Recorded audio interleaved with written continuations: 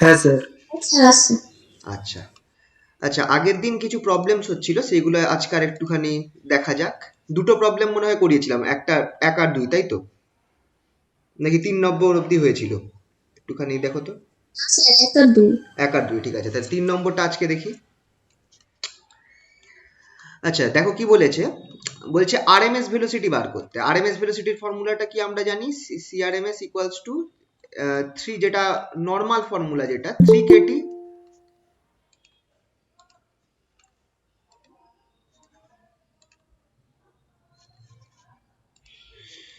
যেটা normal formula RMS velocity, সেটা হচ্ছে 3 KT by M. 3 KT by M. তো এখানে কি কি দেওয়া আছে দেখা যাক।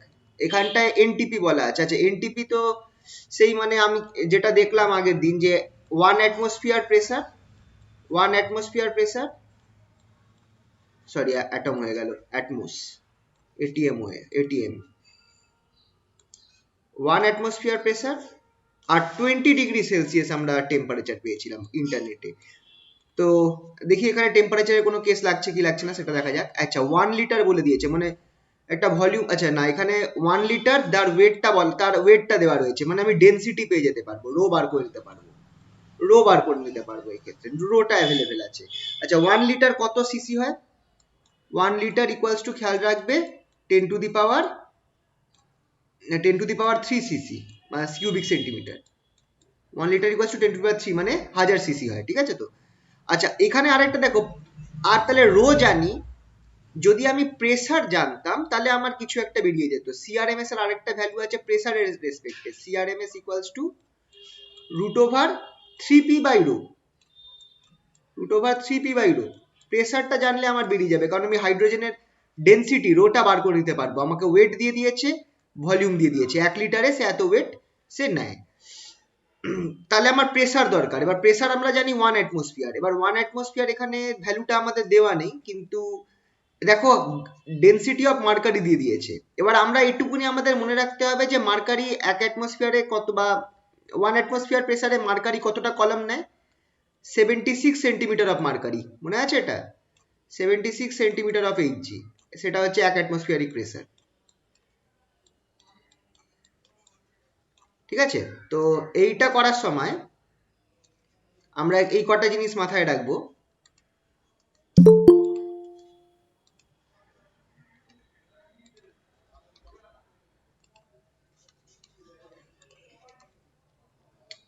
সেটা হচ্ছে 1 অ্যাটমসফিয়ার ওয়াট এটিএম প্রেসার,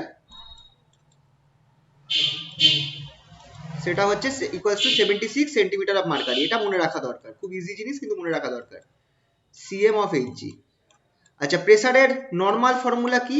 এই pressure p equals to h rho g, h rho prime g. এইচটা কি বসাবো আমি? 76 সেন্টিমিটার বসাবো, 76। রোটা কি হবে? মার্কারির ডেন্সিটি। মার্কারির ডেন্সিটি কি আছে এখানে, রো প্রাইমটা, চলো দেখা যাক কিছু দেওয়া আছে। হ্যাঁ, মার্কারির ডেন্সিটি দেওয়া রয়েছে 13.6 গ্রাম পার সিসি। তাহলে এটা আমার রো এর জায়গায় কি বসবে, 13.6 গ্রাম পার সিসি, মানে সিজিএস ইউনিট। আর জিটা আমি কি বসাবো, 9.8 না 980? জিটা কি বসাবো বলো? 980। 980, অ্যাকচুয়ালি 981 সিজিএস ইউনিটে, 981 সিজিএস, কারণ সবাই সিজিএস এ আছে। তাহলে এটা করে আমি প্রেসারটা পেয়ে যাচ্ছি। প্রেসারটা মোটামুটি বেরোবে হচ্ছে, ক্যালকুলেট করিনি, এখানে একবারে বসাতে পারবো। প্রেসার পেয়ে গেছি। ডেন্সিটিটা কি হবে, রো, যেটা হচ্ছে কি গ্যাস ছিল, আমরা কি গ্যাস নিয়ে কাজ করছিলাম একবার দেখে নিই। হাইড্রোজেন গ্যাস, হাইড্রোজেন গ্যাস নিয়ে কাজ করছিলাম। রো, রো ইকুয়ালস টু কি হবে, মাস বাই ভলিউম।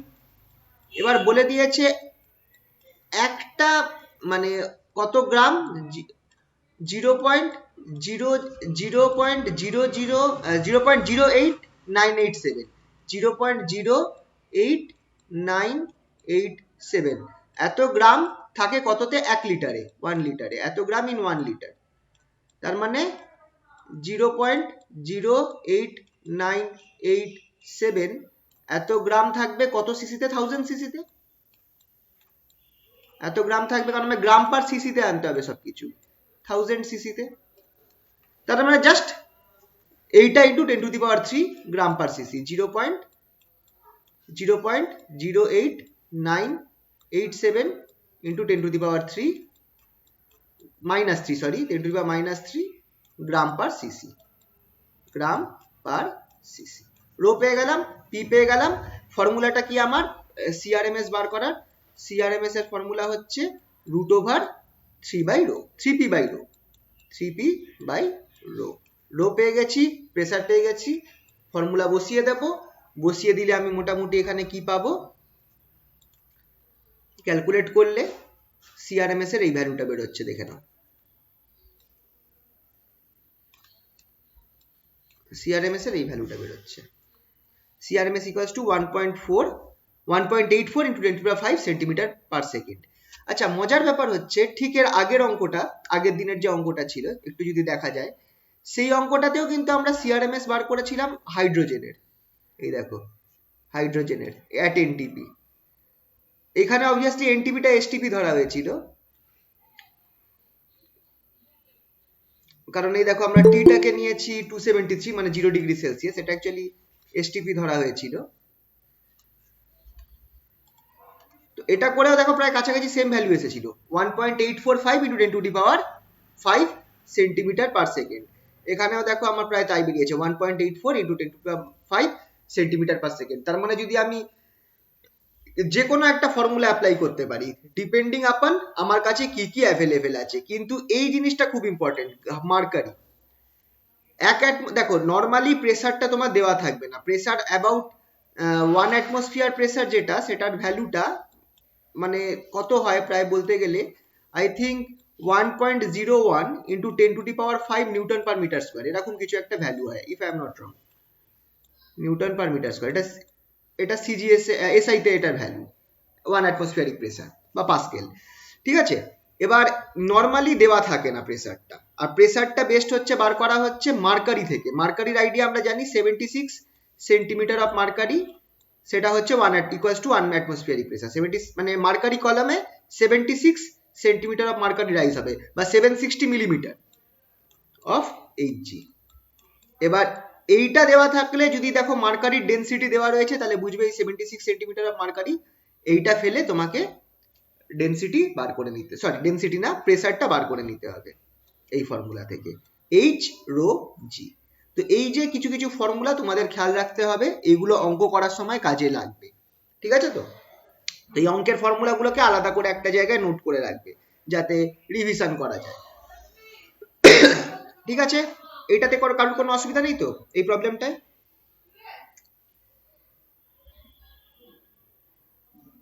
না স্যার। আচ্ছা, কোশ্চেন নাম্বার 4, এটাতে আমরা যাচ্ছি।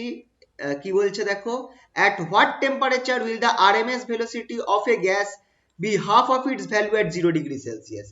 মানে 0°C যে ভ্যালুটা আছে আমার, কত টেম্পারেচারে সেই ভ্যালুটার হাফ হয়ে যাবে, হাফ হবে, will be the RMS velocity half of its value at 0, হ্যাঁ RMS velocity হাফ হয়ে যাবে। তো আমি এখানটায় করব কি, দুটো RMS velocity ধরবো, একটা হচ্ছে RMS CRMS 1, আচ্ছা CRMS 1 সেটা আমরা কিছু একটা জানি না কত, এনি ভ্যালু, এটা হচ্ছে এই ভ্যালুটা হচ্ছে, এটা হচ্ছে at 0°C, at 0°C, that is কত কেলভিন হবে, 273 কেলভিন।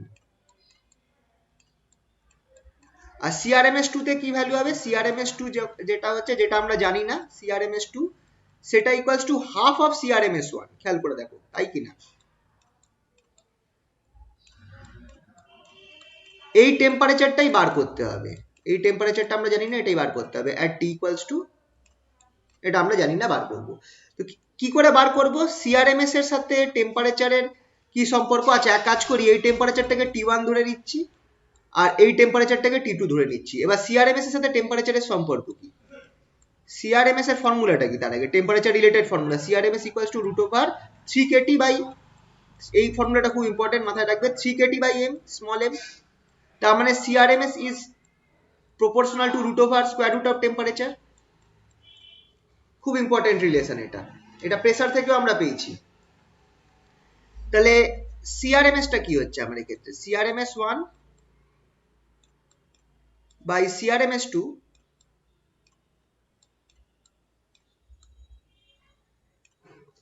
সরি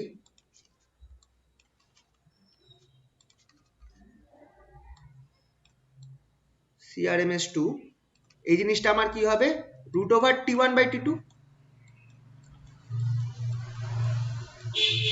আচ্ছা এবার সিআরএমএস 1 আর সিআরএমএস 2 এটা কি হবে খেয়াল করে দেখো, এইটা থেকে তুমি আমি কি পাচ্ছি এই ফর্মুলা থেকে CRMS 2 equals to half of CRMS 1, তার মানে সিআরএমএস 1 বাই সিআরএমএস 2 এটা আমায় কি দেবে 2 দেবে, ঠিক কি না? সিআরএমএস 1 বাই সিআরএমএস 2 আমাকে 2 দিচ্ছে, তার মানে 2 ইকুয়াল, তাহলে আমি এখান থেকে লিখতে পারি root over t1 by t2 equals to 2, that is t1 by t2 equals to 4, root over t1 by t2 equals to 2, ঠিক কি না? লেখা যাবে তো? আর t1, আচ্ছা আমার কি বার করতে হবে t1 না t2, কোনটা বার করতে হতো? t2 বার করতে হবে, তাহলে t2 টাকে লিখবো which implies t2 equals to t1 by 4, t2 equals to t1 by 4, t1 টা হচ্ছে 273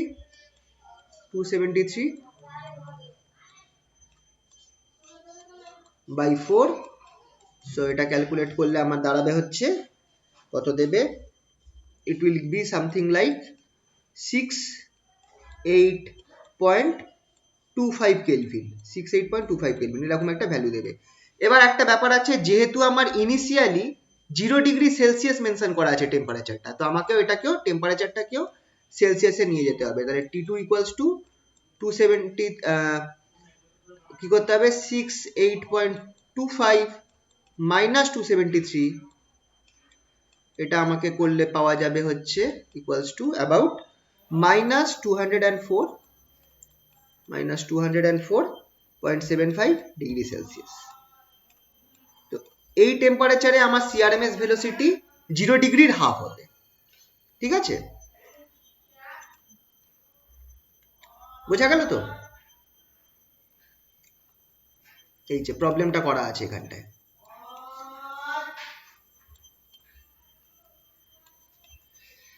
ঠিক আছে, কোনো অসুবিধা এই প্রবলেমটা করতে? না স্যার। ঠিক আছে, চলো তাহলে একই রকম ভাবে আরেকটা প্রবলেম দেখি, 5 নম্বর। মিন কাইনেটিক এনার্জি, একটা মলিকুলের mean kinetic energy at 27 degree Celsius, 27 degree Celsius মানে হালকা করে বার করে নি টি কত 273, অ্যাকচুয়ালি মাথায় রাখবে 27 মানেই হচ্ছে 300, 27টা খুব ইউজ হয় রুম টেম্পারেচার, মোস্ট প্রবাবলি 27টাই হচ্ছে 300 কেলভিন।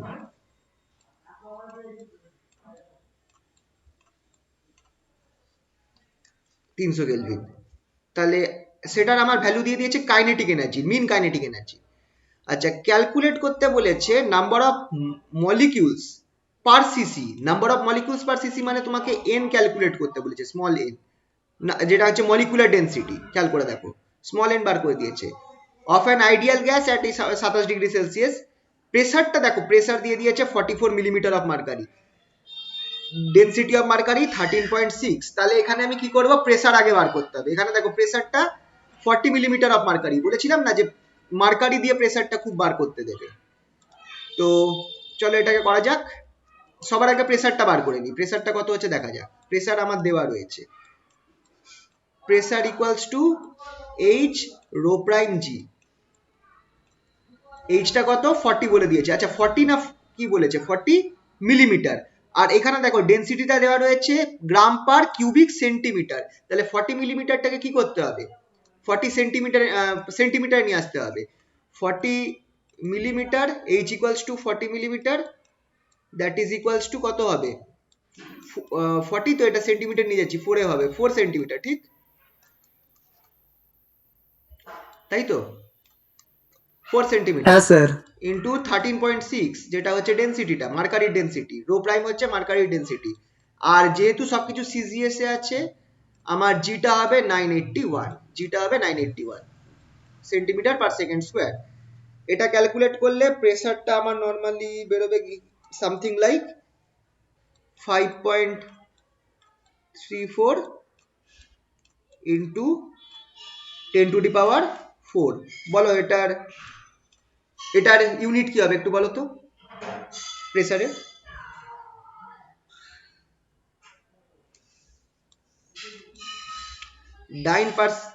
ডাইন পার সেন্টিমিটার স্কোয়ার।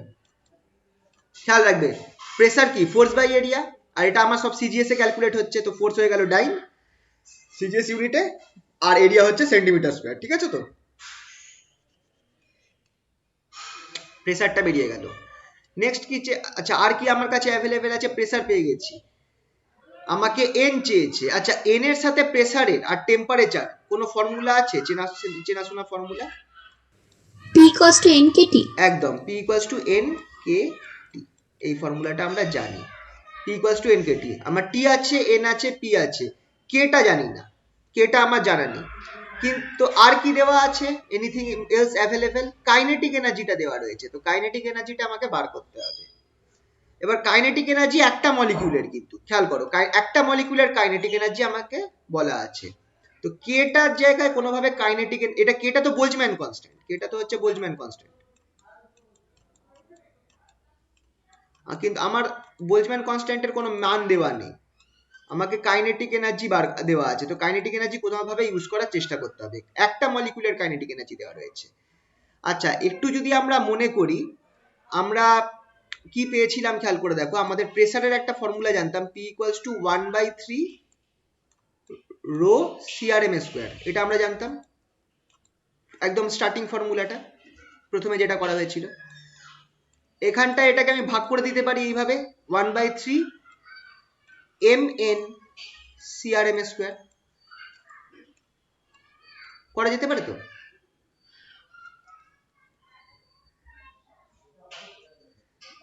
এবার তাহলে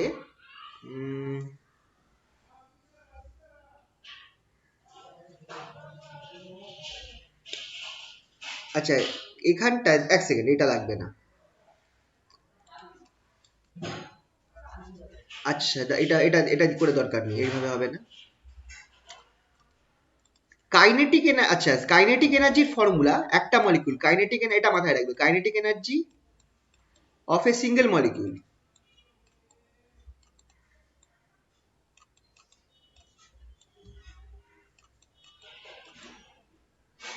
অফ এ গ্যাস, এটা হবে কি, এটা ফর্মুলা খেয়াল রাখবে, হাফ এম CRM স্কোয়ার, এটা হচ্ছে, কারণ এটা দেখো half M V square formula, এখানটায় আমরা ধরে নিচ্ছি যে, এবার দেখো মলিকিউলস গুলোর তো আলাদা আলাদা ভেলোসিটি আছে, তো আমার তো একটা মিন ভেলোসিটি একটা আইডিয়া করতে হবে, আর গ্যাসের ক্ষেত্রে হচ্ছে রুট মিন স্কোয়ার ভেলোসিটিটাকে আমরা নর্মালি ধরছি যে সকলের প্রায় এটাই কাছাকাছি ভেলোসিটিটা আছে।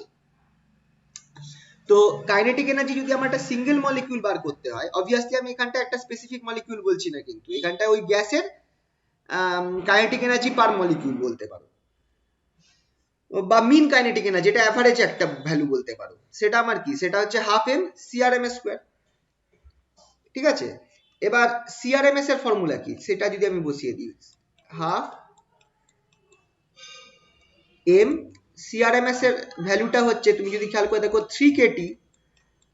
3kT বাই এম, ঠিক কিনা?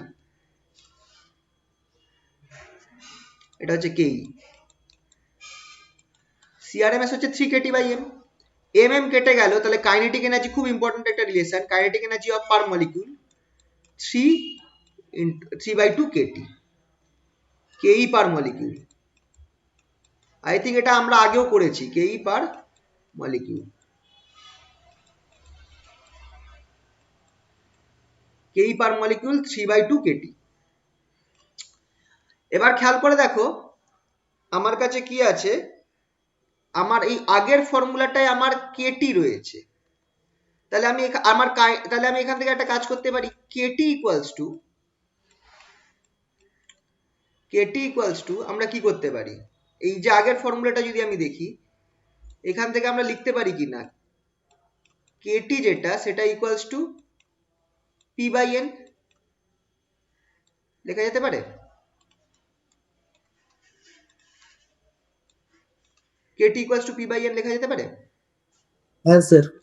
তাহলে এইখানটায় কাইনেটিক এনার্জি যেটা আমরা বার করছি, কাইনেটিক এনার্জি পার মলিকিউল, কাইনেটিক এনার্জি পার মলিকিউল, কেই পার মলিকিউল, সেটা আমার কত হয়ে যাবে? 3/2। আচ্ছা, কেটির জায়গায় আমি কি লিখেছিলাম? পি বাই এন বসিয়ে দেবো, P by N, which implies n equals to 3/2 p by ke। এবার দেখো, p আমার কাছে বার করা আছে, ke টাও আমার কাছে বার করা আছে, আমার n চেয়েছে। তো এইভাবে একটুখানি তোমাদের খেয়াল রাখতে হবে যে কিভাবে আমি অ্যাভেলেবেল যা আমার কাছে আছে, তথ্য আছে, সেইগুলো দিয়ে আমি কিভাবে আমি কোন ফর্মুলাটাকে আনতে পারছি সেটা একটু খেয়াল রাখতে হবে। যেমন কাইনেটিক এনার্জি দেওয়া রয়েছে, তো তোমাকে মাথায় রাখতে হবে যে কাইনেটিক এনার্জি তার মানে something like this, 3/2 kT per molecule. যেহেতু পার মলিকিউল বলেছে, যদি পার ইউনিট ভলিউম হতো সেক্ষেত্রে কিন্তু একটা এরকম ফর্মুলা ছিল প্রেসারের সাথে, P ইকুয়ালস টু 2/3 EM। যদি এখানে EM টা হচ্ছে কাইনেটিক এনার্জি পার ইউনিট ভলিউম, এটা হচ্ছে স্যার 3/2 EM। হ্যাঁ সেটাই তো, 3/2 না কি? হ্যাঁ হ্যাঁ 3/2। 3/2 EM, সরি।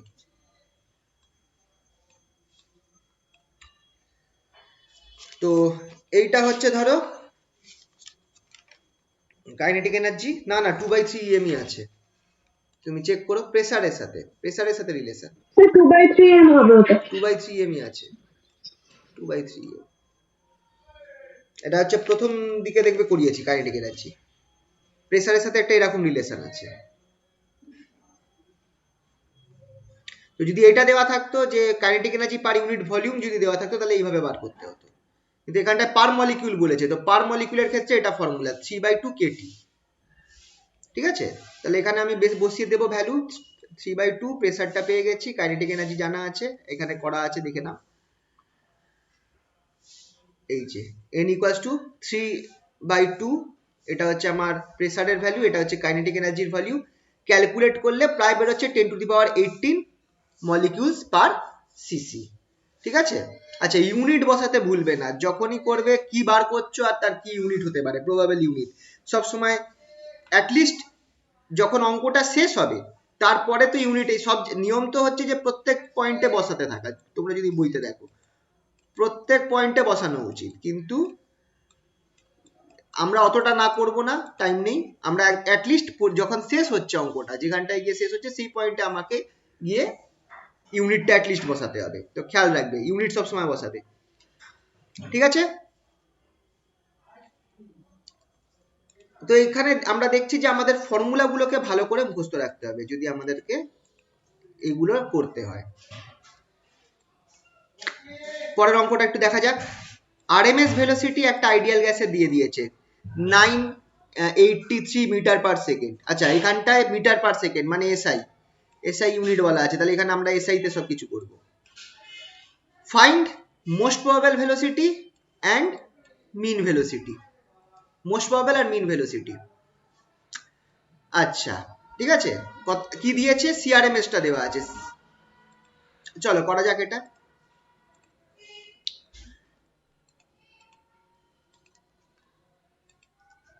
আচ্ছা, সিআরএমএস টা বলা আছে, সিআরএমএস 983 ছিল, তাই তো, মিটার পার সেকেন্ড।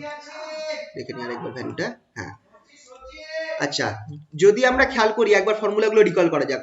সিআরএমএস এর ফর্মুলা √3kT/m। এই ফর্মুলাগুলো মুখস্থ রাখতে হবে।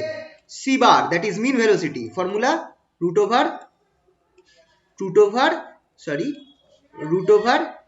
√8kT/m।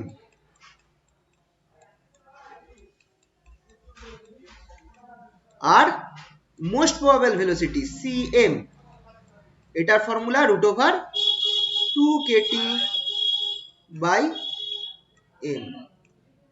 সব থেকে বড় কোনটা, সব থেকে ছোট কোনটা, যদি বলেছিলাম গ্রাফ মনে রাখবে, এই আমার গ্রাফ, এটা 0 থেকেই যায়, সরি, এই আমার গ্রাফ, মোস্ট প্রবাবল ভেলোসিটিটা একদম মাঝামাঝি পড়বে এখানটা সি এম, এটার কাছাকাছি সি বার পড়বে, সি বার, আর সিআরএমএস টা এইখানটায় পড়বে, সরি লিখে গেল এইটা সিআরএমএস। তাহলে গ্রাফ দেখি, আর যেহেতু আমার এই দিকটায় সি বাড়ছে, এই দিকটায় আমার, তাহলে এখান থেকে আমি বোঝা যাচ্ছে যে সব থেকে বড় ভ্যালু হচ্ছে সিআরএমএস এর, রুট মিন স্কোয়ার ভেলোসিটির ভ্যালু সব থেকে বড়, তার থেকে ছোট হচ্ছে মিন ভেলোসিটি, আর সব থেকে কম হচ্ছে আমার মোস্ট প্রবাবল ভেলোসিটি। কিন্তু মোস্ট প্রবাবল ভেলোসিটিতে কি আছে, পিক আছে, মানে নাম্বার অফ মলিকিউলস এর সংখ্যা সব থেকে বেশি হচ্ছে, মানে বেশিরভাগ মলিকিউলস এর ভেলোসিটিটা হচ্ছে মোস্ট প্রবাবল ভেলোসিটি, ঠিক আছে? তো এইখানে কিন্তু গোলাবে না, সিটা আমার কিন্তু এক্স অ্যাক্সিসে আছে। তো অনেক সময় এরকম একটা ইলিউশন হতে পারে পরীক্ষার সময়, আমরা দেখলাম যে পিকটা আমার কোথায় আছে, সিএম এ আছে, তাহলে সিএমটাই গ্রেটার, এটা কিন্তু না, ঠিক আছে? তো সিএম কিন্তু ম্যাক্সিমাম নয়, সিএম এর ভ্যালু কিন্তু সব থেকে কম, সিএম এ নাম্বার অফ মলিকিউলস এর সংখ্যা বেশি আছে, মানে যে যতগুলো মলিকিউল যাদের ভেলোসিটি মানে মোস্ট প্রবাবল ভেলোসিটির সমান, তাদের সংখ্যাটা হাইয়েস্ট, ম্যাক্সিমাম, তাই জন্যই মোস্ট প্রবাবল ভেলোসিটি বলছে, সর্বোচ্চ সম্ভাব্য বেগ। কিন্তু ভ্যালু দেখতে গেলে সিআরএমএস ভেলোসিটি, যেটা রুট মিন স্কয়ার ভেলোসিটি, তার ভ্যালু সবার থেকে বেশি, গ্রেটার দ্যান সি বার, আর C bar is greater than C M, most probable. তো যদি এই ফর্মুলাটা আমরা দেখি, তাহলে আমরা একটা রেশিও আমরা এনেছিলাম, রেশিওটা হচ্ছে C bar raise to C M raise to CRM. এক সেকেন্ড,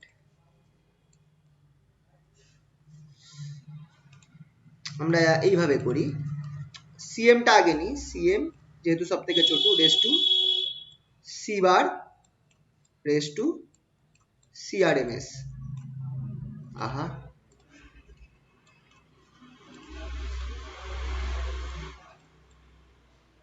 এটা কত হবে? আমি কি বলেছিলাম, দেখো কেটি বাই এম সবার মধ্যে কমন আছে, বাকি টার্মগুলো লিখতে থাকো।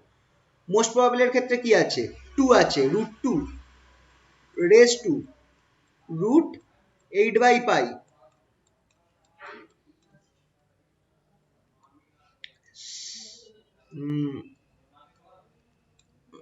Eight by pi raise to root, ঠিক আছে? তাই তো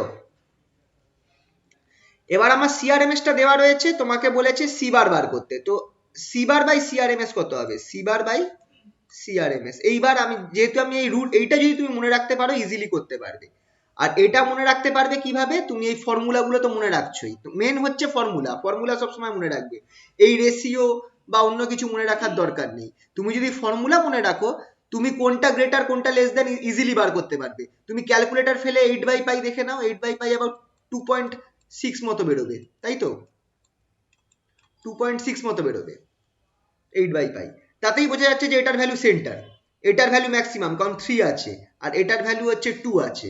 তো তাতেই দেখেই বোঝা যাচ্ছে যে আমার সব থেকে বড় ভ্যালু হবে হচ্ছে, মানে সব থেকে কম ভ্যালু হবে সিএম এর, তারপর সি বারের, তারপর সিআরএমএস এর। তো আমি কি বার করছি, সি বার বাই সিআরএমএস এর রেশিওটা বার করছি, কত হবে একটু বলো, এইটা দেখে বলো।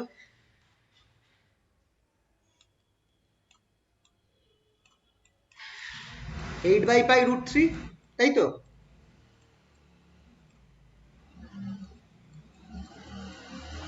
এটা বুঝতে পারলে তো কিভাবে হলো, জাস্ট রেশিওটা বসিয়ে দিলাম, তুমি ভ্যালু ফর্মুলাও বসিয়ে দিতে পারো, তারপর বাই কেটি বাই এমটা কেটে যাবে। হ্যালো, কানেকশন আছে তো, একটু বলো তো। হ্যাঁ স্যার। আচ্ছা আচ্ছা, তাহলে সিআরএমএস টার ভ্যালু বসিয়ে দাও তাহলে এবার, 8 by pi by root 3 into CRMS. CRMS টা কত? আচ্ছা, 8 by pi by root 3 into CRMS, এটা আমি ক্যালকুলেটারে আরামসে ফেলবো পুরোটা না করে, বাই পাই বাই রুট 3, বা এটাকে একবারে রুট ওভার 8 বাই 3 পাই করে দিতে পারো, ইন্টু সিআরএমএস এর ভ্যালু বসিয়ে দাও 9.983। এটা ক্যালকুলেট করলে সি বারটা মোটামুটি বেরোচ্ছে, সি বারটা বেরোবে হচ্ছে 905.88 মিটার পার সেকেন্ড। এরম একটা ভ্যালু আসবে। সিমিলারলি তোমরা করো, সিএমটা বার করো, CM by CRMS.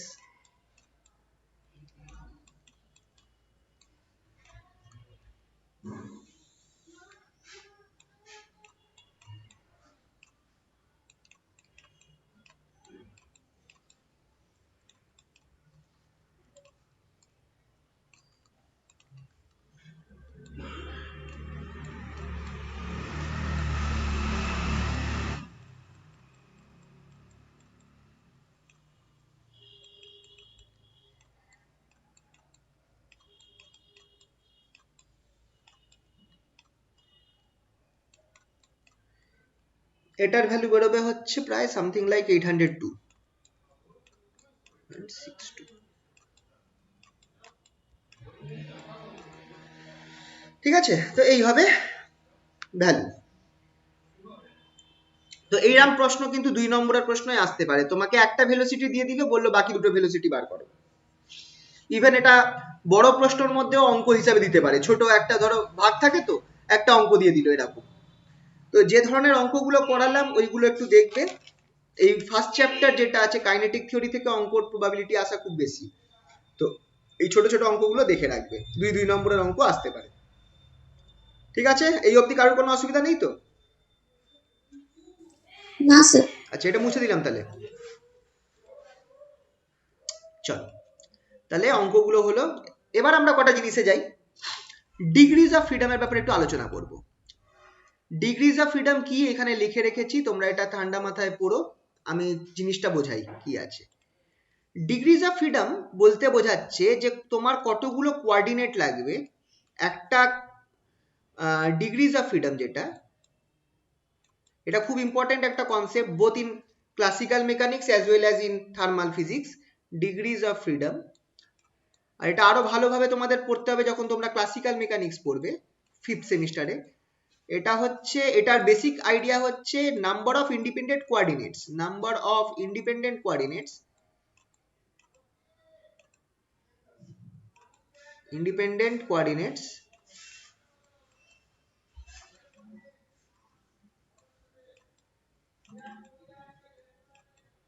necessary to specify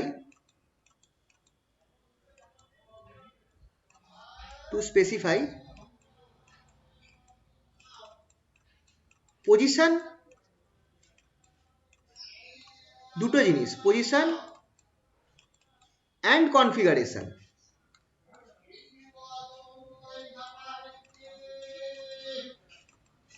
configuration of a dynamical system,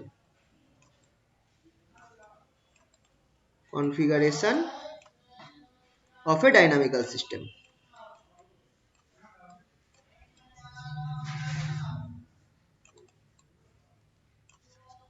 জিনিসটা কি চলো একটু বুঝি।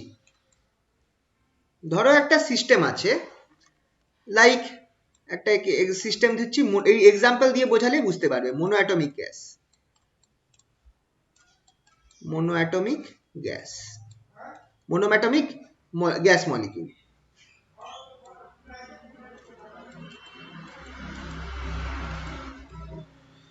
ধরো একটা মোনোঅ্যাটমিক গ্যাস মলিকিউল আছে 3 ডাইমেনশনে, x y Z.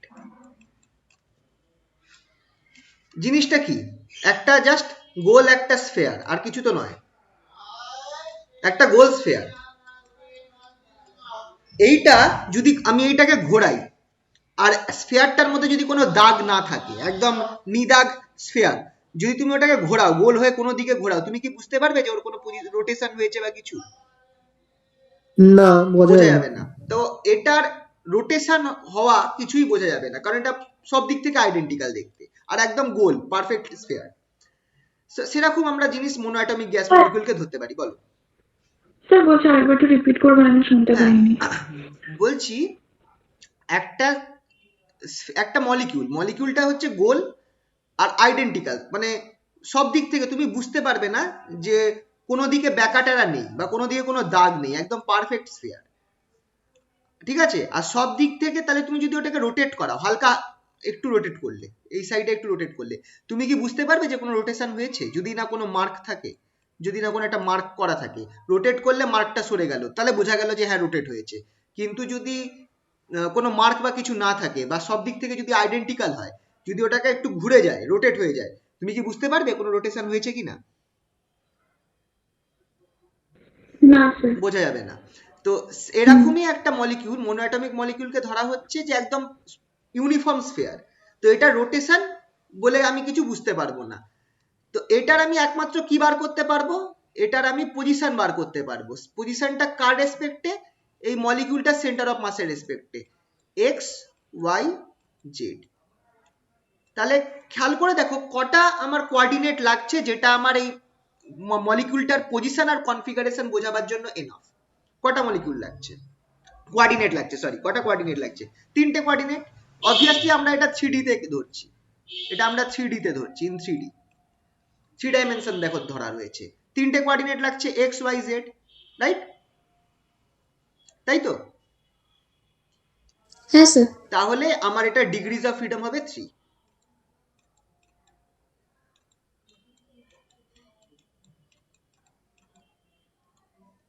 Degrees of freedom হচ্ছে 3। নেক্সট পরের এক্সাম্পলটা হচ্ছে ধরো মোনোঅ্যাটমিক গেল, এর পরের এক্সাম্পলটা হচ্ছে diatomic gas. Diatomic gas, gas molecule.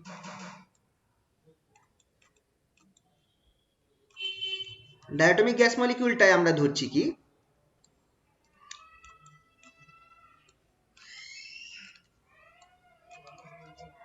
X y Z. মলিকিউলটা দুটো মলিকিউল এইভাবে রয়েছে। এবার এই মলিকিউলের এটা হচ্ছে সেন্টার অফ মাস, এই পয়েন্টটা হচ্ছে centre of mass. Centre of মাসের আমি কোঅর্ডিনেট বার করে নিতে পারি এক্স ওয়াই জেড। যদি আমি সেন্টার অফ মাসের পজিশন বার করে নিতে পারি, তাহলে মলিকিউলটা, এই মলিকিউলটা তো কানেক্টেড, এটা কোথায় রয়েছে আমি আরামসে বলতে পারবো। এখানে দুটো মলিকিউল, তাই আমি সেন্টার অফ মাসটার পজিশন বার করবো, ঠিক আছে তো?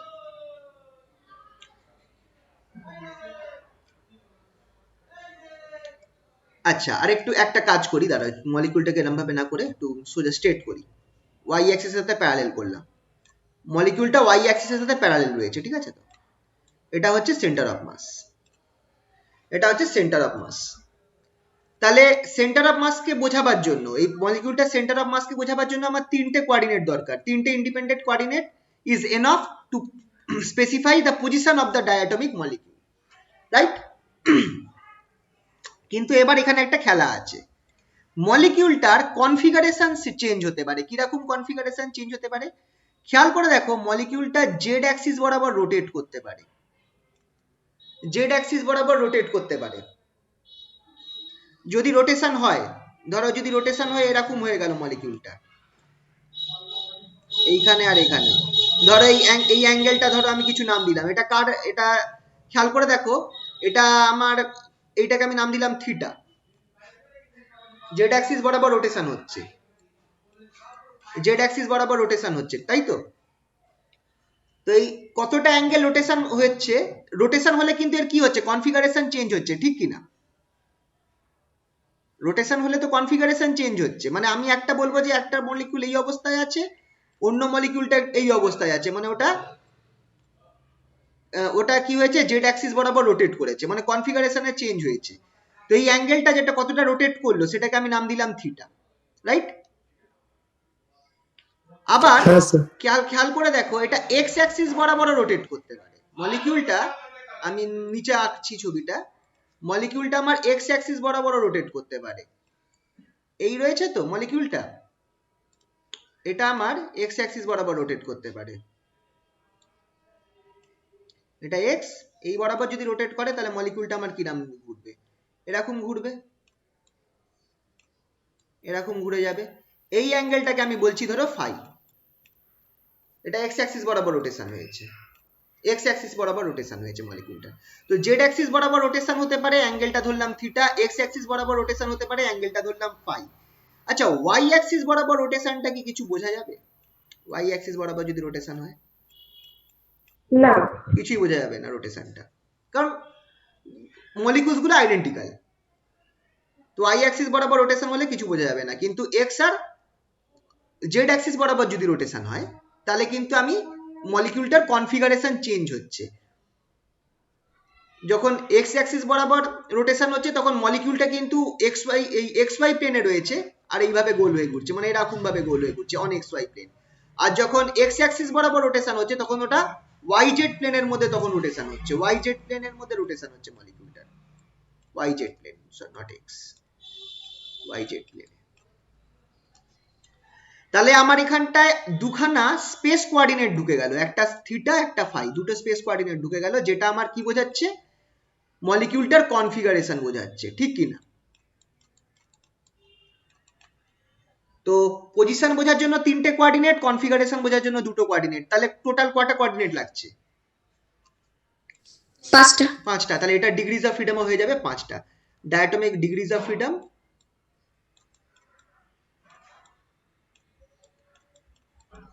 আচ্ছা degrees of freedom K small letter F দিয়ে ডিনোট করব, স্মল লেটার এফ দিয়ে ডিনোট করব, that is 5 for diatomic molecule. ঠিক আছে, এবার এই অবধি ক্লিয়ার হলো তো সবার? কারোর অসুবিধা থাকলে বলো।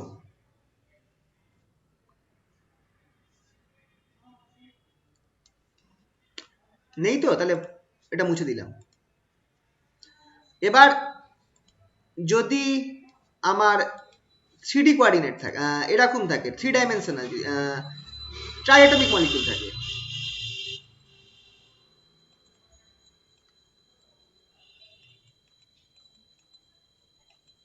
ট্রাইঅ্যাটমিক মলিকিউল এরকম,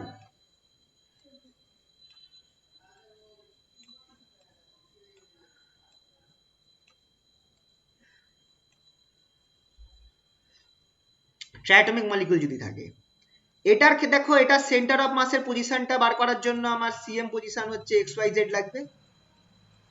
আর মজার ব্যাপার হচ্ছে এই মলিকিউলটার তিনটে অ্যাক্সিস বরাবর, ওয়াই অ্যাক্সিস বরাবর রোটেট করলে আমি বুঝতে পারবো, ওয়াই অ্যাক্সিস বরাবর রোটেট করলেও আমি বুঝতে পারবো, এক্স অ্যাক্সিস বরাবর রোটেট করলেও আমি বুঝতে পারবো, আবার জেড অ্যাক্সিস বরাবর রোটেট করলেও আমি বুঝতে পারবো, ঠিক কি না? এর তিনটে অ্যাক্সিস বরাবর রোটেশন বোঝা যাবে, ঠিক কি না বলো? কারণ যদি ওয়াই হ্যাঁ স্যার। অ্যাক্সিস বরাবর রোটেট করে এই মাথায় যেটা আছে সেটা উপর নিচ হবে, যেটা আগের ক্ষেত্রে হচ্ছিল না। তার মানে আমরা একটা রোটেশনটা বুঝতে পারবো। তাহলে এখানে রোটেশনের জন্য তিনটে কোঅর্ডিনেট চলে আসবে, আগে যেমন থিটা ফাই এসেছিল সেখানে থিটা ফাই একটা সাই চলে এলো, তো তিনটে কোঅর্ডিনেট এসে গেল রোটেশন বোঝাবার জন্য বা কনফিগারেশন বোঝাবার জন্য। তো পজিশন বোঝাবার জন্য আমার লাগছে দুটো কোঅর্ডিনেট, তিনটে কোঅর্ডিনেট, কনফিগারেশন বোঝাবার জন্য লাগছে তিনটে কোঅর্ডিনেট। টোটালে আমার টোটাল ডিগ্রিজ অফ ফ্রিডম কত হয়ে গেল? F equals to 6। ট্রাইঅ্যাটমিক মলিকিউলের জন্য F equals to 6। এটা ছাড়া আর একটা ফর্মুলা আছে যেটা দিয়ে তোমরা, যেটা ইন জেনারেল আমাদের আপাতত, যেহেতু এই থার্মাল ফিজিক্সে ডায়াটমিক, ট্রায়াটমিক আর মোনোঅ্যাটমিক মলিকিউলসই আছে, তাহলে আমরা এই পদ্ধতিতেই আমরা মাথায় রাখবো যে কার কটা হচ্ছে, কার কটা ডিগ্রিজ অফ ফ্রিডম হচ্ছে। এছাড়া যখন তোমরা ক্লাসিক্যাল মেকানিক্সে পড়বে তখন আমরা আরো ডিটেলসে পড়বো যে ডিগ্রিজ অফ ফ্রিডমের একটা ফর্মুলা আছে which is given by dn minus n। এটা তোমরা পরে ক্লাসিক্যাল মেকানিক্সে পড়বে। এটা হচ্ছে ডিটা হচ্ছে dimensionality of speech, dimensionality of speech মানে তুমি কোন স্পেসে ধরছো সেইটা, ডাইমেনশনালিটি অফ স্পেস। 3 ডাইমেনশন স্পেসে কনসিডার করছো, 2 ডাইমেনশন স্পেস কনসিডার করছো, নাকি 5 ডাইমেনশন স্পেস কনসিডার করছো তার উপর। এনটা হচ্ছে number of particles, number of particles.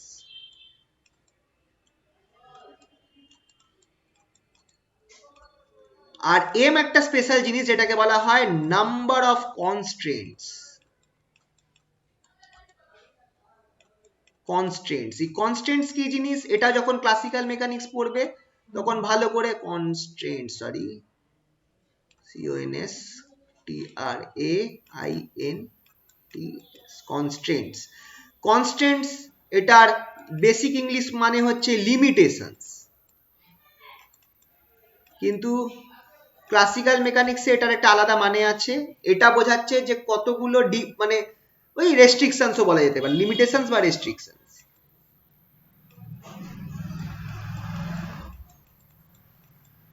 তো রেস্ট্রিকশনটা কিরকম ইম্পোজ হচ্ছে একটা এক্সাম্পল দিলে বুঝতে পারবে। আচ্ছা ডায়াটমিক মলিকিউলটা, আচ্ছা ডায়াটমিক দেখবো না কি দেখবো, হ্যাঁ ডায়াটমিক দিয়ে স্টার্ট করি। ডায়াটমিক মলিকিউলটা তো আমরা দেখলাম 5 হচ্ছে ডিগ্রিজ অফ ফ্রিডম, তাই তো? ডায়াটমিক মলিকিউলের কেসটা আমরা আরেকবার দেখছি, দেখি আমরা এই ফর্মুলা ফেলে 5 বার করতে পারছি কিনা, চলো দেখা যাক।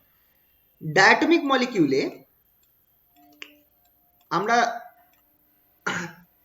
কোনটা কত ডাইমেনশন ধরা হয়েছিল, আমরা যে আগেরটা যতগুলো কেস কনসিডার করলাম খেয়াল করে 3 ডাইমেনশন ধরা হয়েছিল, ঠিক আছে? তাহলে আমার এখানটায় 3n-m হয়ে যাবে। আমরা যদি 3 ডাইমেনশন ধরি, বইতে দেখবে ফর্মুলা এটা দেওয়া রয়েছে, আমি তোমাদের যেটা দিলাম সেটা মোর জেনারেল ফর্মুলা, যেখানে ডাইমেনশনটা ধরা হচ্ছে, সেই জন্য ডিটাকে আমি দিয়ে দিলাম। কিন্তু আমরা বইতে দেখবে 3n-m দেওয়া রয়েছে, 3 রিপ্রেজেন্টস করছে, যেহেতু সবকিছু আমরা 3 ডাইমেনশন কনসিডার করে ক্যালকুলেশন করছি।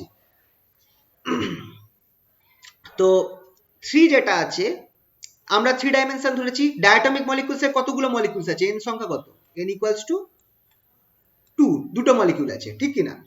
এবার m কনস্ট্যান্ট, কি লিমিটেশন আছে বা কটা লিমিটেশন আছে, খেয়াল করো ডায়াটমিক মলিকিউলে একটা লিমিটেশন রয়েছে, সেই লিমিটেশনটা হচ্ছে এই দুটো মলিকিউলের মধ্যে distance fixed, distance between the two molecules is fixed, এটা কখনো চেঞ্জ হবে না, এটা একটা limitation, distance between the two molecules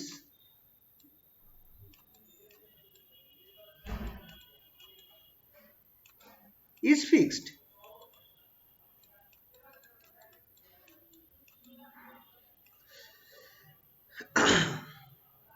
তাহলে এইটা যদি ফিক্সড হয় তাহলে আমার একটাই লিমিটেশন আছে, এই দুটো মলিকিউলস এর মধ্যে একটা ফিক্সড ডিসটেন্স আছে, তাহলে আমার এটা হচ্ছে 1 লিমিটেশন বা 1 restriction.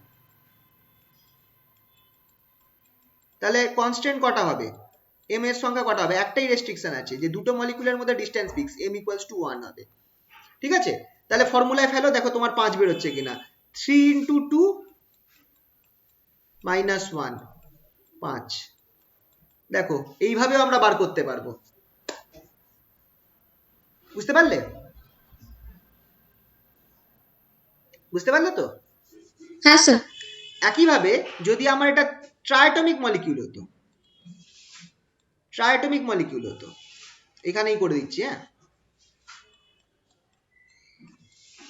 Triatomic molecule of this form,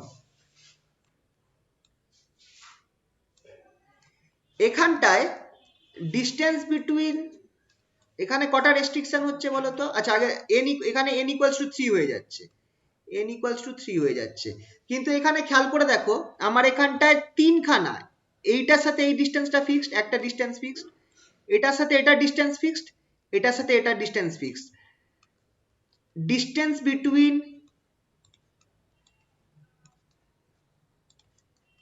any two molecules is fixed। তাহলে এখানে 3টে রেস্ট্রিকশন হচ্ছে, 3 রেস্ট্রিকশনস, এই দুটোর মধ্যে ডিসটেন্স ফিক্সড, এই দুটোর মধ্যে একটা ডিসটেন্স ফিক্সড, এই দুটোর মধ্যে একটা ডিসটেন্স ফিক্সড, মানে 3খানা রেস্ট্রিকশন হচ্ছে, মানে এটা থেকে এটা খুব বেশি দূরে, একটা ভ্যালুর থেকে বেশি দূরে যেতে পারবে না, এটা থেকে এটা একটা ভ্যালুর থেকে বেশি দূরে যেতে পারবে না, আর এটা থেকে এটা একটা ভ্যালুর থেকে বেশি দূরে যেতে পারবে না। তার মানে এখানে m কত হয়ে গেল, কনস্ট্যান্টটা 3 হয়ে গেল, ঠিক আছে? এই রেস্ট্রিকশনটা বোঝাটাই একটু ঝামেলা, এটা তোমাদের ওই ক্লাসিক্যাল মেকানিক্সে যখন করবে তখন আরো এরকম এক্সাম্পল পাবে, তখন বুঝতে পারবে জিনিসটা। তাহলে আমার এখানটায় ফর্মুলা কি হয়ে যাচ্ছে, ফেলে দেখো, এটাও 3 এটাও 3, তাহলে f equals to 3 3 minus 3 that is 6। দেখো মিলে গেল কিনা, মিলে গেল তো? হ্যাঁ স্যার। হ্যাঁ এবার আরেকটা টাইপের ট্রায়াটমিক মলিকিউল হয়, আরেকটা টাইপের ট্রায়াটমিক মলিকিউল হয়, সেটা তোমাদের দেখিয়ে দিই। এইটা হচ্ছে আরেকটা টাইপের triatomic molecule, linear triatomic molecule.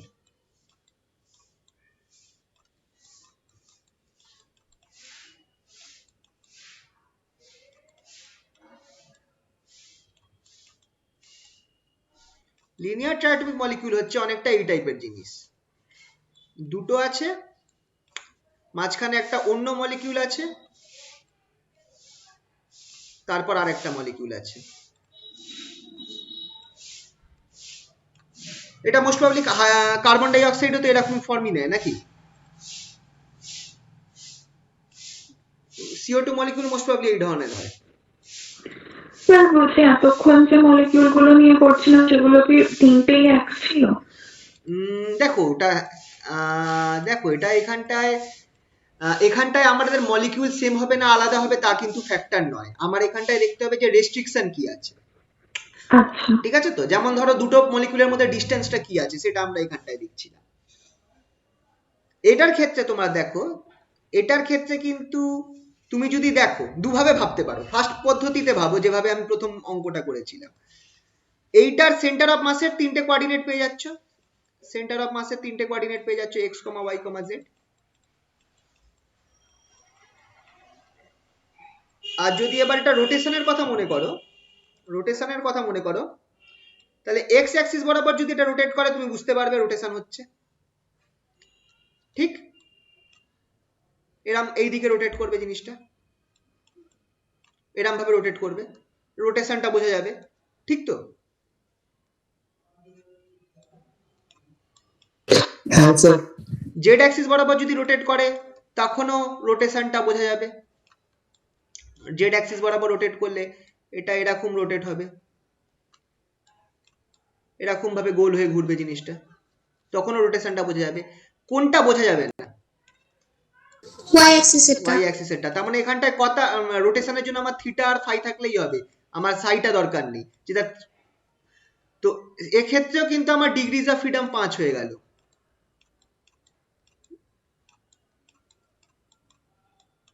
এক্ষেত্রেও কিন্তু ডিগ্রিজ অফ ফ্রিডম আমার 5 হয়ে গেল, খেয়াল করে দেখো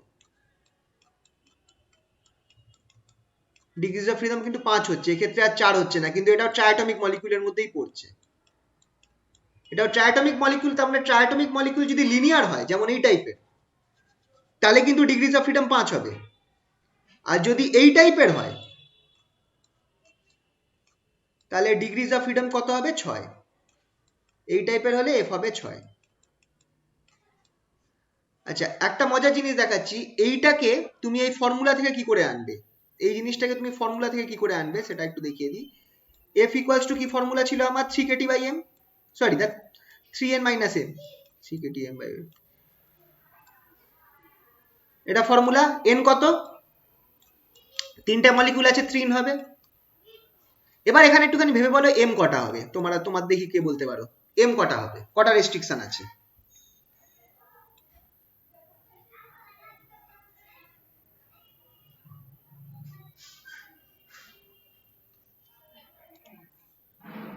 স্যার একবার একটু বলুন স্যার। রেস্ট্রিকশন আগের কেসগুলোতে রেস্ট্রিকশন গুলো বললাম না, যে দুটো মলিকিউলের মধ্যে ডিস্টেন্স ফিক্সড হবে, তো এটার ক্ষেত্রে কটা রেস্ট্রিকশন আছে? দুটো? একদম দুটো, এইটা একটা এইটা একটা। খেয়াল করে দেখো, যখন আমি ডায়াটমিক মলিকিউল করেছিলাম তখন তাদের মধ্যে একটাই রেস্ট্রিকশন ছিল, আর যখন আমি এই টাইপের মলিকিউল করেছিলাম তখন তাদের মধ্যে তিনটে রেস্ট্রিকশন ছিল। এক, মানে এই দুজনের মধ্যে ডিসটেন্স সবসময় সেম থাকবে। দুই, এই দুজনের মধ্যে ডিসটেন্স সবসময় সেম থাকবে। আর তিন, এই দুজনের মধ্যে ডিসটেন্স সবসময় সেম থাকবে। এইটার ক্ষেত্রে দুটো রেস্ট্রিকশন আছে, এই দুটো মলিকুলের মধ্যে ডিসটেন্স সবসময় সেম থাকবে আর এই দুটো মলিকুলের মধ্যে ডিসটেন্স সবসময় সেম থাকবে। অটোমেটিক্যালি তাহলে আমার এই দুজনের মধ্যে ডিসটেন্স সেম হয়ে যাচ্ছে, আমাকে এটাকে আর কনসিডার করতে হবে না, ঠিক আছে? তো এখানে অটোমেটিক্যালি আমার m ইকুয়ালস টু 2 হচ্ছে। তুমি এবার f এর ভ্যালু বার করে দেখো f কত বের হচ্ছে, which implies f equals to 3 into 3 minus 2, that is 3 into 3 minus 2, এখানটায় আমার, আচ্ছা দাঁড়াও এক সেকেন্ড, কিছু ভুল করছি,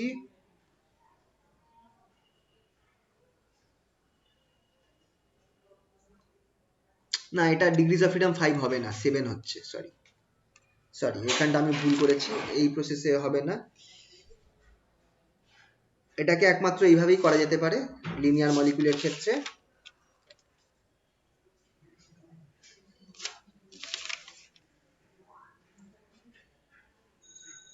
এটা কি কোথাও, এক সেকেন্ড,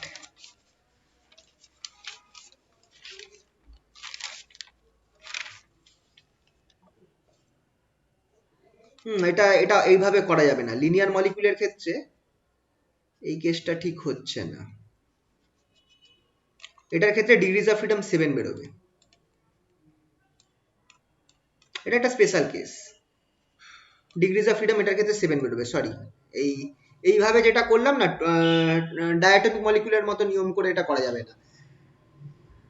এটা আমি পরে একটা এক্সাম্পল করে দিয়েছি। এটার ক্ষেত্রে ডিগ্রিজ অফ ফ্রিডম আমার 7 হবে। 3 minus 3 into 3 is 9 minus 2 that is 7, ঠিক আছে? তো তো খেয়াল রাখবে, যদি লিনিয়ার ট্রাইঅ্যাটমিক মলিকিউল থাকে, এটা একটা স্পেশাল কেস, সেক্ষেত্রে ডিগ্রিজ অফ ফ্রিডম কিন্তু আমার 7 বেরোচ্ছে, ঠিক আছে? এটা এইভাবেই বার করতে হবে, এটা এছাড়া অন্য উপায় নেই। ওই এই যে θ5 ফর্মে এটা করা যাচ্ছে না, θ5 ফর্মে এটা করা যাচ্ছে না।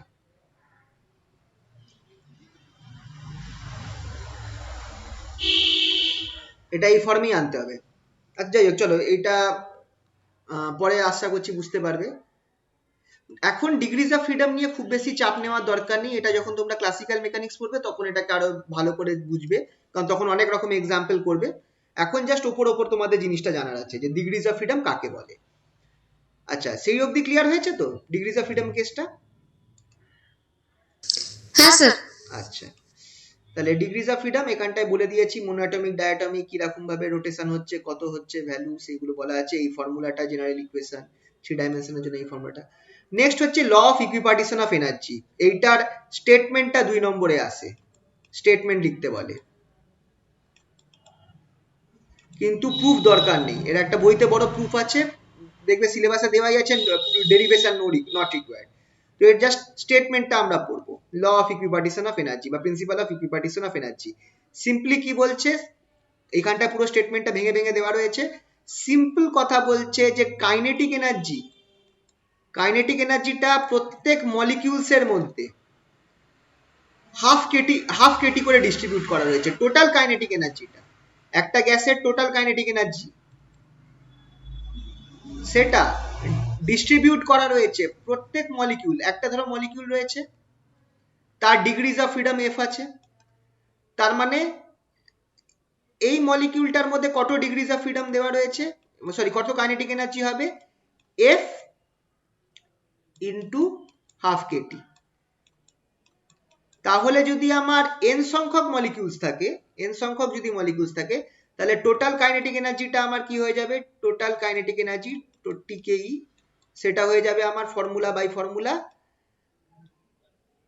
হাফ n এফ কেটি, এটা হয়ে যাবে আমার টোটাল কাইনেটিক এনার্জির ফর্মুলা। একটা মলিকিউলে প্রত্যেক ডিগ্রিজ অফ ফ্রিডমে হাফ কেটি করে কাইনেটিক এনার্জি ডিস্ট্রিবিউট দেওয়া রয়েছে, মিন কাইনেটিক এনার্জি। দেখো এখানে কথাটাই বলা রয়েছে যে mean kinetic energy of a system of molecules in thermal equilibrium at temperature T is uniformly distributed among all degrees of freedom. Each degrees of freedom of the molecule has mean kinetic energy equals to half kT. তাহলে তোমাকে আমি বলে দিচ্ছি, n সংখ্যক molecules আছে, n number of molecules,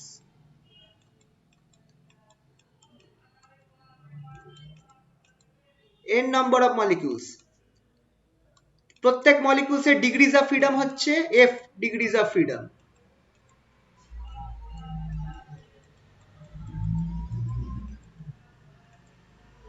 তাহলে total kinetic energy কি হবে, টোটাল কি,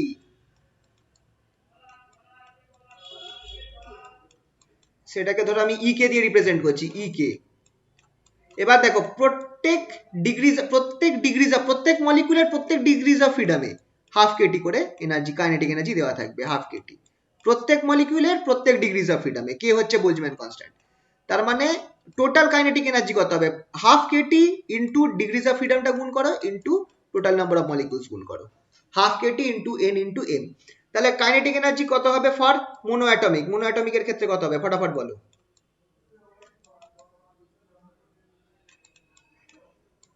মোনোঅ্যাটমিক গ্যাসের ক্ষেত্রে কাইনেটিক এনার্জি কত হবে, mean kinetic energy by law of equipartition of energy কত হবে, এফ কত, মোনোঅ্যাটমিক গ্যাসের ক্ষেত্রে এফ কত হয়? ডিগ্রিজ অফ ফ্রিডম 3 হয়। 3 হয়, একটু আগেই আমরা দেখলাম 3 হয়। 3/2 kT 3/2 NKT, NKT 3/2 এনটা হয়ে গেল ধরো আমরা 1 মোল। আচ্ছা এখানে চলে 1 মোল করে দিই, 1 মোল মোনোঅ্যাটমিক গ্যাস। তাহলে আমার কতগুলো সংখ্যক মলিকিউলস থাকবে? এনে থাকবে NAKT, that is equals to 3/2 RT। NA k R হয়, তাই তো? ডায়াটমিকের ক্ষেত্রে কি হবে? 1 মোল ডায়াটমিক গ্যাস,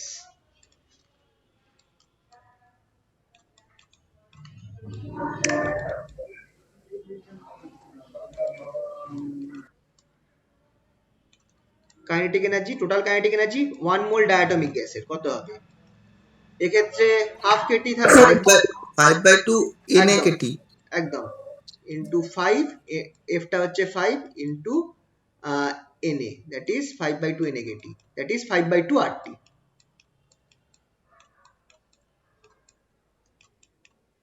ট্রায়াটমিকের ক্ষেত্রে 3 KT,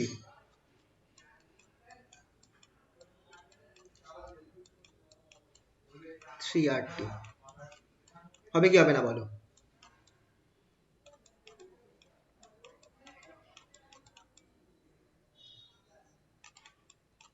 one mole triatomic gas,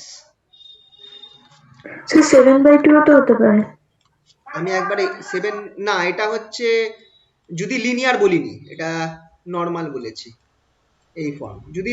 যদি লিনিয়ার মলিকিউল না বলা থাকে তাহলে সবসময় এটাই ধরবে, যদি লিনিয়ার না বলা থাকে তাহলে ট্রায়াটমিক মানে এটা ধরবে। কিন্তু যদি লিনিয়ার ট্রায়াটমিক বলে দেয় তখন তুমি ওই এফটাকে 7 ধরে নেবে, ওটা দেবে না, দিলে এই তিনটেই দেবে। বইতে দেখো, বইতে এই তিনটেকেই করানো হয়েছে নর্মালি। লিনিয়ারটা একটা স্পেশাল কেস, কিন্তু নর্মালি এই তিনটেই দেয়, আর ডায়াটমিক, ট্রায়াটমিক, মোনোঅ্যাটমিক। তাহলে এটা হয়ে গেল আমার কত হচ্ছে 6/2 NAKT, that is obviously 3/2 3RT।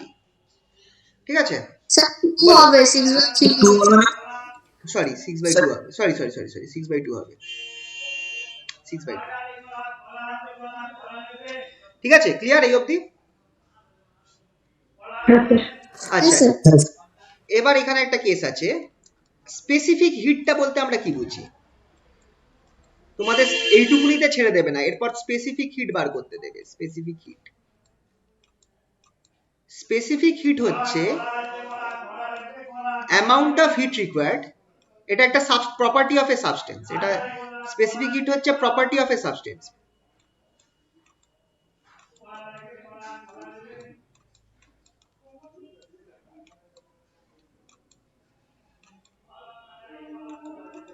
এটা হচ্ছে অ্যামাউন্ট অফ হিট রিকোয়ার্ড, এটা normal definition, amount of heat required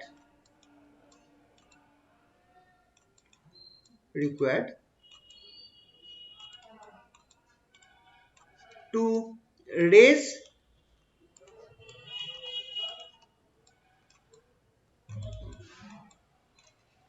the temperature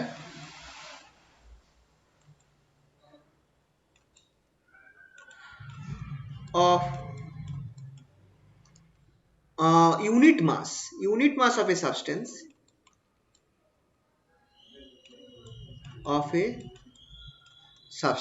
by unity।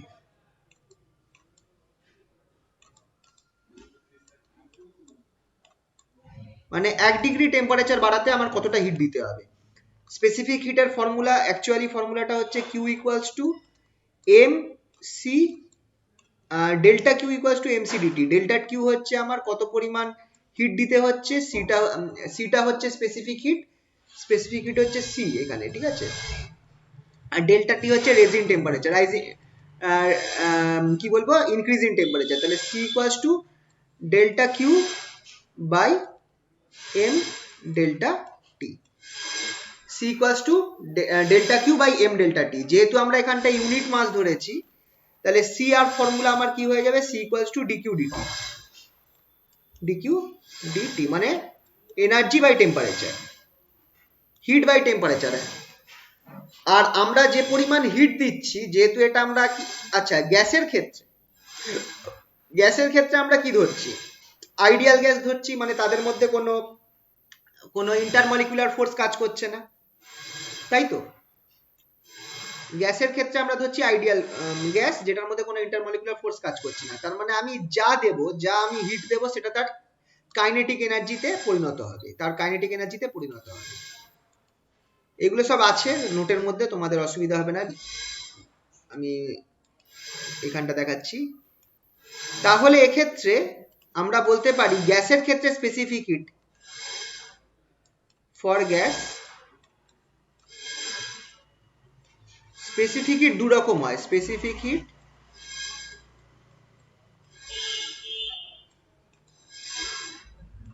দু রকম হয়, একটা হয় CV, that is at constant volume, specific heat at constant volume, এটা থার্মোডাইনামিক্স করাবার সময় বলেছিলাম এগুলো। আর একটা হয় CP, that is at constant pressure.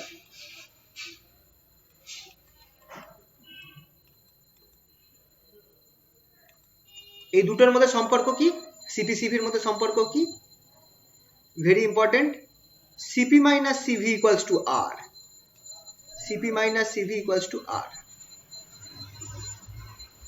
CP minus CV equals to R. আর কি, আর আমরা কি জানি, সিভি যেটা, সেটা actually ডিউডিটি, that is internal energy change with temperature at constant V. এটাকে আমরা এক্ষেত্রে আমরা এটাকে ই ধরতে পারি, total energy of the gas. এই ইটা কি, কাইনেটিক এনার্জি। খেয়াল করে দেখো, ইন্টারনাল এনার্জিটা কি, গ্যাসের মলিকিউলস এর ভেলোসিটি, মানে কাইনেটিক এনার্জি, ঠিক কি না? একটু ভেবে দেখো, এটা আমরা ইন্টারনাল এনার্জি মানে তো কাইনেটিক এনার্জি, পোটেনশিয়াল এনার্জি দুটোকেই আমরা কনসিডার করতাম।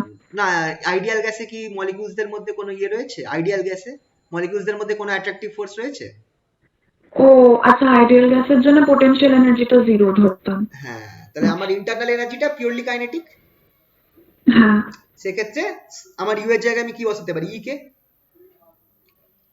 এবার চলো ই কেটা আমরা একটু আগে বার করলাম তিনটে গ্যাসের জন্য। মোনো অ্যাটমিকের জন্য কত ছিল ই কে? খেয়াল করে দেখো, একটু আগে বার করলাম, মোনো অ্যাটমিকের জন্য কত ছিল? মোনো অ্যাটমিকের জন্য ছিল 3/2 কেটি, 3/2 RT। চলো RT করে দিই, আর এর ফর্মে রাখছি, তাই তো? ডাইঅ্যাটমিকের ক্ষেত্রে কত পেয়েছিলাম? 5/2 RT। আর ট্রাইঅ্যাটমিকের ক্ষেত্রে কত পেয়েছিলাম?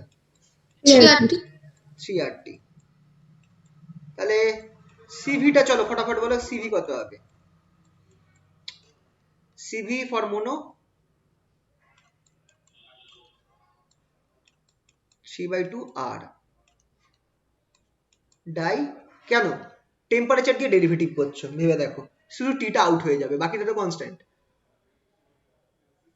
ঠিক কি না? হ্যাঁ sir. DDT of 3/2 RT, that is 3/2 R dt। তাহলে মোনোর জন্য কত হলো? 3/2 R। ডাইয়ের জন্য কত হবে? 5/2 R। আর ট্রাইয়ের জন্য কত হবে? 3R। তাহলে সিভিটা পেয়ে গেলাম, সিপি কত হবে বলো? সিপি কি করে বার করব? মোনো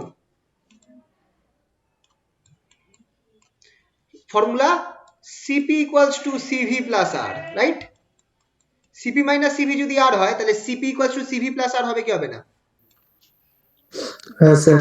বসিয়ে দাও, 3/2 R plus R, that is 5/2 R. মোনোর ক্ষেত্রে হয়ে গেল 5/2 আর।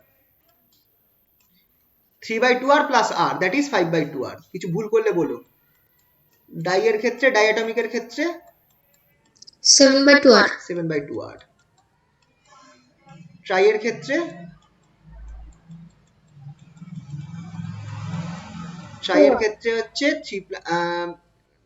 কত না 3r আছে প্লাস আর 4r হচ্ছে 4R 4r হচ্ছে, হ্যাঁ 4। তাহলে এবার দেখো কি কি বার করলাম আমি, কাইনেটিক এনার্জি বার করলাম কোথা থেকে, ইকুইপার্টিশন অফ এনার্জি ল থেকে। কাইনেটিক এনার্জি সিভি যেটা সেটা হচ্ছে ডিডিটি অফ কাইনেটিক এনার্জি, তাহলে সেখান থেকে আমি সিভি বার করে নিলাম তিনটে গ্যাসের। তারপর CP equals to CV plus R, সেখান থেকে আমি এদের প্রেসারটা sorry specific heat at constant প্রেসারটা বার করে নিলাম। ঠিক আছে, এই অবধি হলো। এরপর তাহলে আমার কি বার করা বাকি রইল, তোমাকে বলবে find gamma, gamma equals to CP by CV. এইটা আসে, এইটা তোমাদের পরীক্ষায় আসে যে gamma what is the ratio of specific heat for monoatomic diatomic and triatomic gas. Gamma monoatomic. আচ্ছা সিপি কত ছিল যদি খেয়াল করো, সিপি ছিল আমার 5/2r 5/2 একটু কায়দা করে দিতে হবে 5/2r by 3/2r, that is equals to 5/3, that is equals to 5/3। তো গামা ফর মোনোঅ্যাটমিক এটা আমার বেরোবে হচ্ছে 1.67। ঠিক আছে, ডায়াটমিকের ক্ষেত্রে বার করো, সিপিটা কত ছিল, সিপিটা ছিল আমার 7/2r, 7/5। হ্যাঁ 7/5 বেরোবে, আর নিচেটা সিভিটা ছিল 5/2r, that is 7/5 So 1.4 1.4 something 1.4 একদম 1.40 1.4। তাহলে সিমিলারলি তোমরা ট্রায়াটমিকটাও বার করে নিতে পারো 4/3। 4/3, দ্যাট ইজ 1.33। তো ঠিক আছে, তো তো এই যে 1.3 হ্যাঁ এই যে দেখো according to law of equipartition of energy ইকে গুলো বার করা এইভাবে পদ্ধতি, মোনোঅ্যাটমিক ডায়াটমিক ট্রায়াটমিক। তারপর স্পেসিফিক হিট, এই যে সিভির ভ্যালু ডিইডিটি, ই হচ্ছে আমার হাফ এফ আর টি। আচ্ছা এখানে একটা জেনারেল ফর্মুলা বার করে দিয়েছি ডিগ্রিজ অফ ফ্রিডম দিয়ে, CP equals to CV plus R, that is 1/2 F R plus R, that is R of 1 plus F by 2। Ratio of specific heat general formula CP by CV, সেটা আমার বেরোচ্ছে এইটা general formula, এটা 1 plus 2 by F, এটা general formula. কিভাবে হলো একবার দেখিয়ে দিই চলো। নর্মাল ফর্মুলা অনুযায়ী কাইনেটিক এনার্জিটা কি হবে, হাফ এফ আর টি, ঠিক কিনা?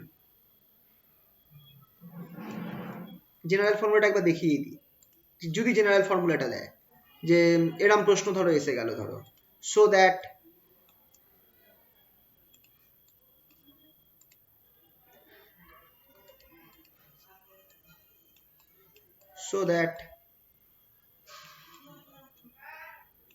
gamma equals to 1 plus 2 by f।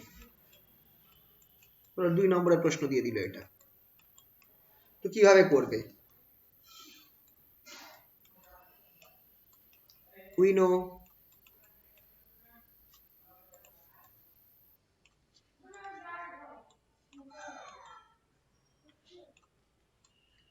kinetic energy equals to ek equals to 1/2 kt into f into na, এটা আমরা জানি। তাহলে obviously R na into K কি হয়, আর হয়, তাহলে f/2 rt, সরি f/2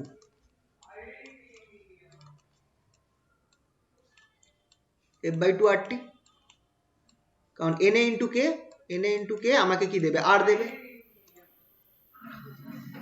তাহলে আর সিভিটা কি, CV equals to dek by DT at constant volume, এটা আমায় কি দেবে, ইকুয়ালস টু বসিয়ে দাও f/2r, cp equals to cv plus r, that is equals to f by 2 plus 1 into r, f by 2 plus 1 into r. Therefore gamma equals to Cp by Cv, that is equals to f by 2 plus 1 into r by f by 2 r, আর কেটে যাবে,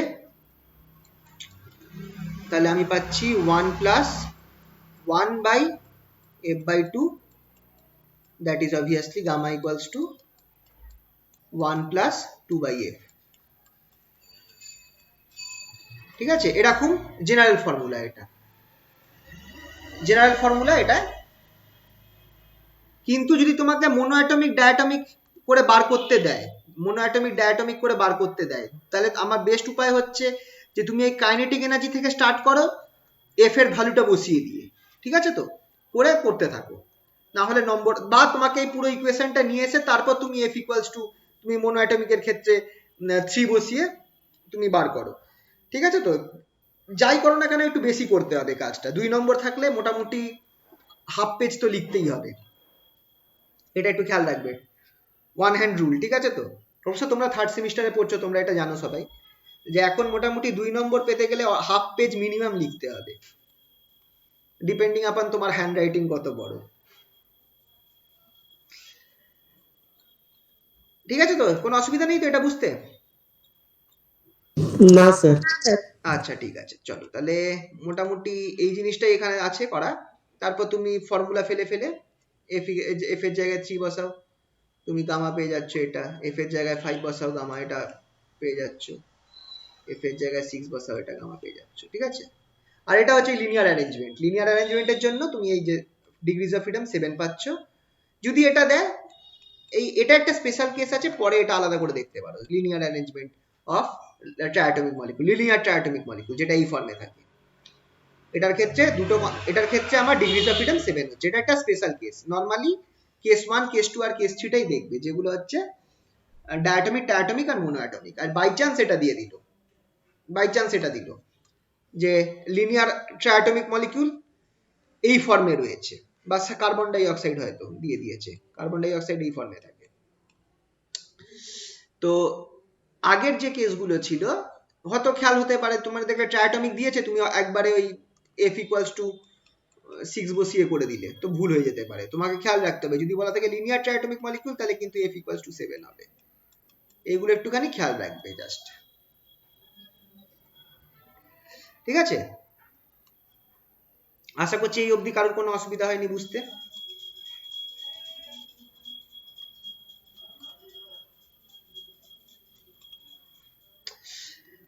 কোনো অসুবিধা হয়নি তো এই অবধি বুঝতে কিছু? না স্যার। না স্যার। ঠিক আছে, চলো এবার আসছি second case, mean free path. Mean free path এখানটায় লেখা রয়েছে পুরো গল্প করে। মিন ফ্রি পাথ অ্যাকচুয়ালি কি, এক কথায় যদি আমি বলি, ধরো আমরা তো জানি যে মলিকিউলস গুলো সবসময় র্যান্ডম মোশনে রয়েছে। ধরো এইখানে যেতে গিয়ে এই একটা মলিকিউলকে ধাক্কা মারলো, ধাক্কা মেরে তার কি হবে, তার পাথ পরিবর্তন হবে। তারপর সেখানে গেল, সে আরেকটা মলিকিউলকে ধাক্কা মারলো, তারপর আবার তার পাথ চেঞ্জ হয়ে গেল, আবার একটা মলিকিউলকে ধাক্কা মারলো, আবার তার পাথ চেঞ্জ হয়ে গেল। এবার এই পাথগুলো কিন্তু স্ট্রেট লাইন, কিন্তু সবগুলোর ভ্যালু কিন্তু আলাদা, সবগুলোর ভ্যালু কিন্তু আলাদা। দেখো কোনো পাথ বড়, কোনো পাথ ছোট। এই একটা মলিকিউল যে ধাক্কা মেরে মেরে এত দূর অবধি যাচ্ছে, কোনোটা কিন্তু ছোট পাথ, কোনোটা কিন্তু বড় পাথ। এই যে পাথটা, দুটো মলিকিউল এই যে এখানে ধাক্কা খেয়ে এখানে অবধি গেল, এইটাকে আমি বলছি ফ্রি পাথ, এটাকে আমি বলছি ফ্রি পাথ।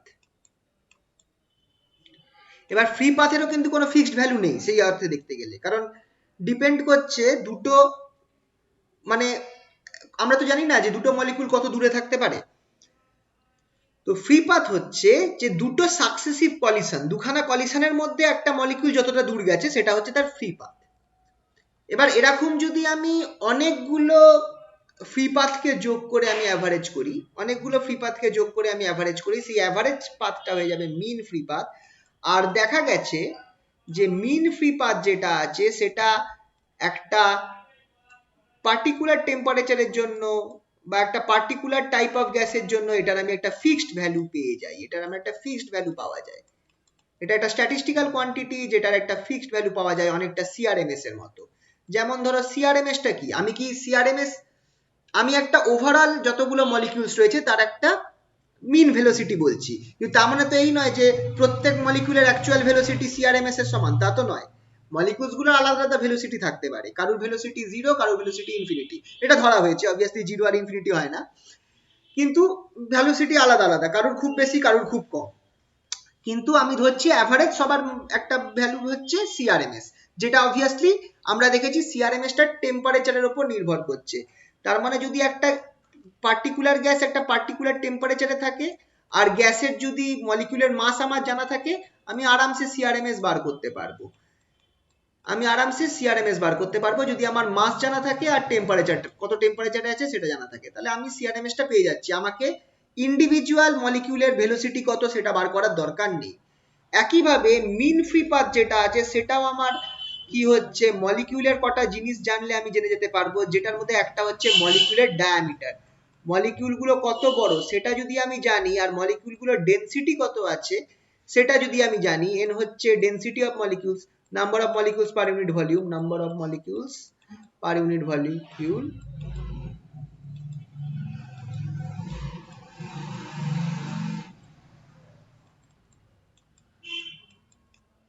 আর সিগমা যেটা আছে সেটা হচ্ছে diameter of the molecule.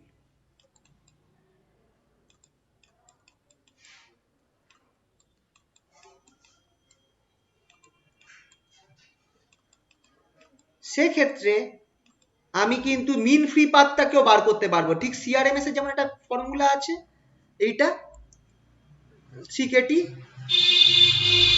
CRMS এর একটা ফর্মুলা আছে যেমন √3kT/n, সেরকম মিন ফ্রি পাথ যেটা আছে।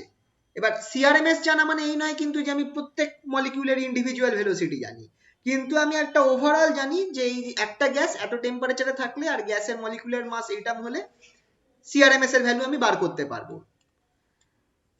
একটা অ্যাভারেজ ভ্যালু। সেরকমই মিন ফ্রি পাথ, এটাও একটা অ্যাভারেজ ভ্যালু। ফ্রি পাথ গুলো তার মানে এই নয় যে আমি প্রত্যেক ফ্রি পাথ অ্যাকচুয়ালি আমি জানি, কিন্তু মিন ফ্রি পাথের একটা ভ্যালু আমি বার করে নিতে পারবো এই ফর্মুলা থেকে, 1/πσ²n। সিগমা হচ্ছে মলিকিউলস গুলোর ডায়ামিটার আর n হচ্ছে number of molecules per unit volume. দেখো এটা একটা কনস্ট্যান্ট টার্ম, তো এইখান থেকে আমি মিন ফ্রি পাথ নির্ণয় করতে পারি। মিন ফ্রি পাথ হচ্ছে কি, average of free paths. Mean free path is obtained by adding large number of free paths and dividing it by total number. Mean free path of a molecule is the average distance traversed by the molecule between two successive collision. Average distance traversed by the molecule. আর free path কি, the path traversed by a molecule between two successive collision is called free path. ঠিক আছে, আর এই free path সবসময় straight line হবে। আর দুটো কলিশনের মাঝখানের টাইমটাকে কি বলা হয়, relaxation time. Time between two collisions, two successive collision is called relaxation time. আচ্ছা, যেটা যে এক্সপ্রেশনটা তোমাদের দেখালাম, এই যে এই এক্সপ্রেশনটা, এটা কোথা থেকে এলো, এবার আমরা এটাকে আনবো expression of mean free path. চলো, এই যে expression of mean free path, এখানে ক্যালকুলেশনটা আছে, এটা তোমাদেরকে আমি দেখাচ্ছি।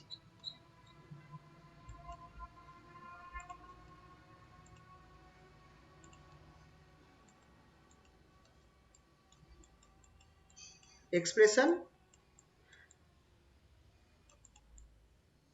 Of mean free path.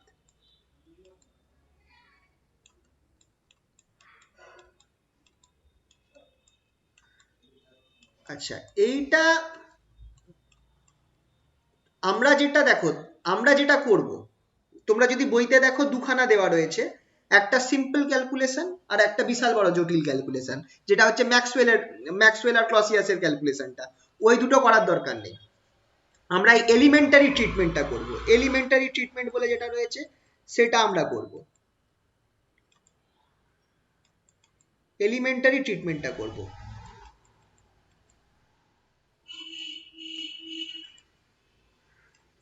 আছে, চলো কি হচ্ছে তোমাদের গল্পটা বলি।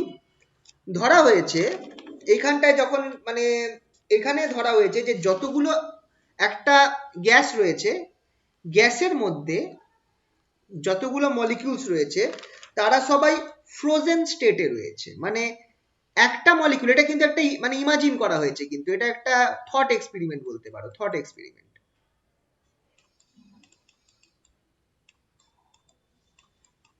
যে যতগুলো মলিকিউলস রয়েছে তারা সকলে ফ্রোজেন স্টেটে রয়েছে,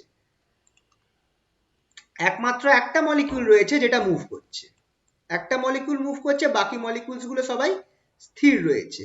এবার এই মলিকিউলটা একে ধাক্কা দেবে, একে ধাক্কা দেবে, এরম ভাবে জিগজ্যাগ মোশনে যাবে, তাই তো? ধাক্কা দিয়ে দিয়ে দিয়ে দিয়ে সে জিগজ্যাগ মোশনে যাবে।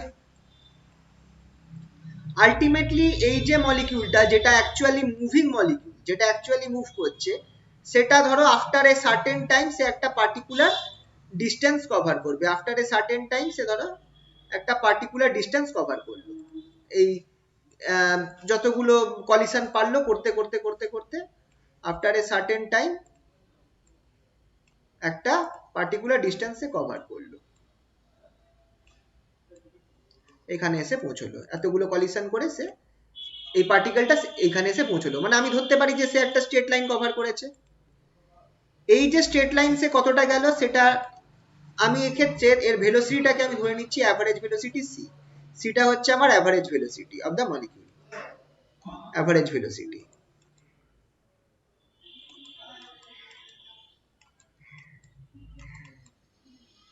ঠিক আছে, এবার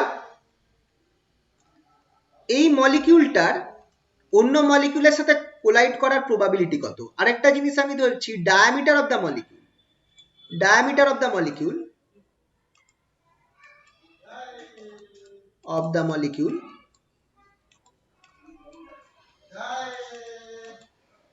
সেটাকে ধরা হচ্ছে সিগমা। তো তোমরা একটু খেয়াল করে দেখো, ধরো এই আমার একটা মলিকিউল রয়েছে, এটা হচ্ছে আমার অ্যাকচুয়াল, এই একটা মলিকিউল রয়েছে, এর ডায়ামিটারটা হচ্ছে সিগমা। আচ্ছা, যখন এরকম দুটো মলিকিউল কোলাইড করবে, মানে ধাক্কা লাগবে, আর দেখো এখানে কিন্তু আমরা ওই ইলেকট্রোস্ট্যাটিক ফোর্স গুলো আমি ভাবছি না কিন্তু, কারণ যদি আমরা ওইগুলো কনসিডার করি তাহলে কিন্তু দুটো মলিকিউল কখনো একে অপরকে টাচ করতে পারে না, সেটা আমরা এখানে কনসিডার করছি না, কারণ এখানটায় আমরা কিন্তু এটা সেই সময়কার থিওরি যেখানে মলিকিউলস গুলোকে কি ধরা হয়েছিল, হার্ড ইলাস্টিক স্পিয়ারস ধরেছিল, সেই ধরে করা হয়েছিল। আচ্ছা, দুটো মলিকিউলের সেন্টারের মধ্যে ক্লোজেস্ট ডিস্টেন্স অফ অ্যাপ্রোচ কত হবে, মানে যদি দুটো মলিকিউল কোলাইড করে এই ডিস্টেন্সটা কত হবে, দুজনের ডায়ামিটারই সিগমা, দুজনের ডায়ামিটারই সিগমা, তাহলে বলো এই দুটো ডিস্টেন্স কত হবে, ভেবে বলো তো একটু। 2 sigma. না, সিগমাই হবে, ডায়ামিটার সিগমা, sigma এটা by 2 সিগমা বাই plus 2, এটা sigma by sigma by 2. 2, yes, এইটা হচ্ছে সিগমা বাই 2 আর এটাও হচ্ছে সিগমা বাই 2, তাহলে টোটাল দুটোর মধ্যে ডিস্টেন্স হচ্ছে আমার সিগমা। ঠিক আছে, দুটোর ডিস্টেন্স হ্যাঁ হচ্ছে স্যার। আমার সিগমা। তাহলে এইখানে আমি একটা কাজ করতে পারি যে ধরো আমার যে মলিকিউলটা, তাহলে কোলাইড তখনই হবে যখন দুটো মলিকিউলের সেন্টারের মধ্যে ডিস্টেন্সটাও সিগমা হবে, খেয়াল রাখবে দুটো মলিকিউলের মধ্যে ডিস্টেন্সটা, সেন্টারের মধ্যে ডিস্টেন্সটা হবে সিগমা। তাহলে এইটা আমি একটা মলিকিউল আঁকলাম, তার সাথে কোলাইড হচ্ছে আরেকটা মলিকিউলকেও আমি আঁকলাম। এই মলিকিউলের সেন্টারটা ধরে, এই মলিকিউলের সেন্টারটা ধরে আমি একটা সার্কেল যদি আঁকি, যে সার্কেলের রেডিয়াসটা, আমি যদি একটা সার্কেল আঁকি,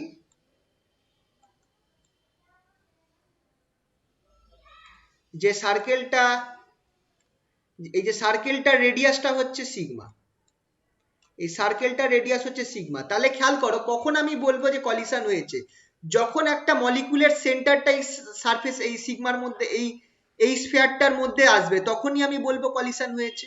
ঠিক কিনা একটু ভেবে বলো। যদি একটা মলিকিউল যার সেন্টারটা এই সারফেসের বাইরে থাকে, এটা হচ্ছে সেন্টার অফ দিস মলিকিউল, এটার ক্ষেত্রে দেখো, এইটার ক্ষেত্রে দেখো সেন্টারটা আমার এই স্ফিয়ারটার মধ্যে ঢুকে গেছে, তাহলে আমার বলবো কি কলিশন হয়েছে, ঠিক কিনা? হ্যাঁ স্যার। কিন্তু এইটা দেখো সেন্টারটা আমার এই স্ফিয়ারের বাইরে আছে, তাহলে আমি কি বলবো কলিশন কি হয়েছে? দেখো দুটোর মধ্যে ডিস্টেন্স আছে, হয়নি। তার মানে কলিশন কখন হবে? কলিশন অকার্স, আচ্ছা তার আগে আমি এটার নামকরণ করি। এই যে স্ফিয়ারটা আমি আঁকলাম এইটাকে আমি বলছি স্ফিয়ার অফ ইনফ্লুয়েন্স।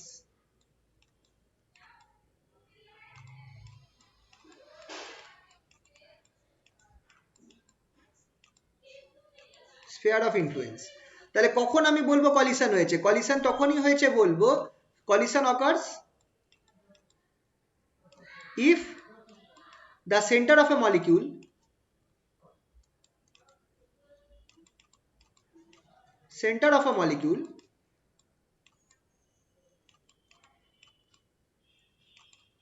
falls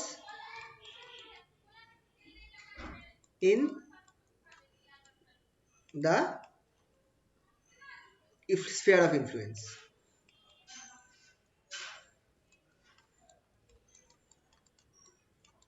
তাই তো? যদি স্ফিয়ার অফ ইনফ্লুয়েন্সের মধ্যে আমার একটা মলিকুলের সেন্টার পড়ে যায় তাহলেই আমি বলবো কলিশন হয়েছে, না হলে হয়নি। আচ্ছা তাহলে আর এই স্ফিয়ার অফ ইনফ্লুয়েন্সের রেডিয়াস কত? এই স্ফিয়ার অফ ইনফ্লুয়েন্সের রেডিয়াস কিন্তু সিগমা। বুঝতে পারলে তো এই অবধি? এই হ্যাঁ অবধি স্যার। ঠিক আছে। তাহলে আচ্ছা এটা তাহলে মুছলাম একটু। তাহলে এবার আমরা কি ধরছি, এইভাবে আমরা কেসটা ধরবো যে একটা পার্টিকেল, সরি ওই মলিকিউলটা যেটা মুভ করছিল অ্যাকচুয়ালি, সেই মলিকিউলটা আমার, সেই মলিকিউলটার অ্যাভারেজ স্টেট ভেলোসিটি যেটা ছিল সেটা ছিল সি বার। অ্যাভারেজ ভেলোসিটি বা মিন ভেলোসিটি সেটা ছিল আমার C bar.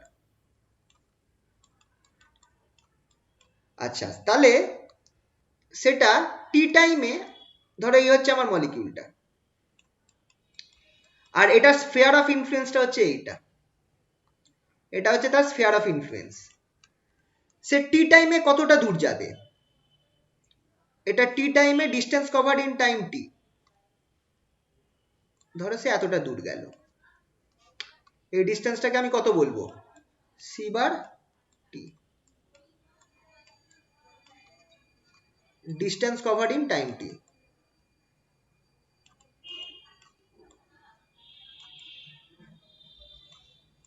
In time t সেটা হবে আমার কত? C bar t. তাহলে খেয়াল করে দেখো এই যে স্ফিয়ার অফ ইনফ্লুয়েন্স যেটা আছে, এই স্ফিয়ার অফ ইনফ্লুয়েন্সটা কি একটা সিলিন্ডার তৈরি করছে, যেটার এরিয়া কত, ক্রস সেকশনাল এরিয়া কত? ক্রস সেকশনাল এরিয়া কত? Pi c square. Sigma, okay. Pi sigma square. কারণ স্ফিয়ার অফ ইনফ্লুয়েন্সের রেডিয়াস কত ছিল? সিগমা। তাহলে এই মুভিং মলিকিউলটা যখন আমার সিটি টি টাইমে কত দূর গেল? সি বার টি দূর গেল। আর কতটা কতটা সে এরিয়া, সে মানে এরিয়া, মানে তার ক্রস সেকশনাল এরিয়া ছিল পাই সিগমা স্কোয়ার। তাহলে সে কতটা ভলিউম সেই ক্রিয়েট করলো? একটা সিলিন্ডার ক্রিয়েট করলো যার ভলিউম হচ্ছে, সিলিন্ডারের ভলিউম হচ্ছে pi sigma square into c t, volume হচ্ছে pi sigma square c bar t, area into length, তাই তো? বুঝতে পারলে তো?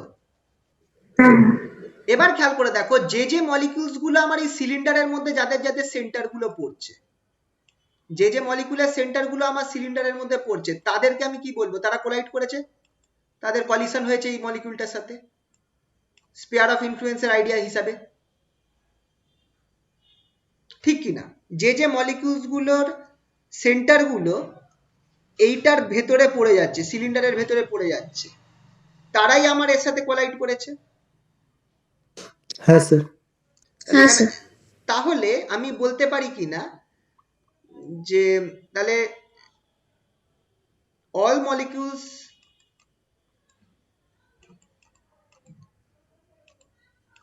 with their center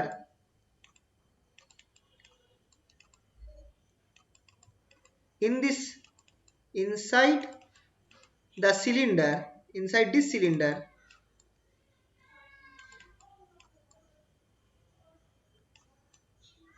is said to collide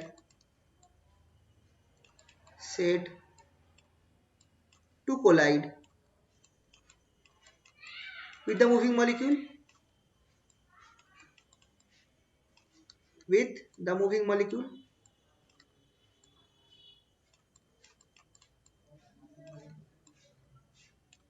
ঠিক আছে। তাহলে এবার আমি কি দেখব,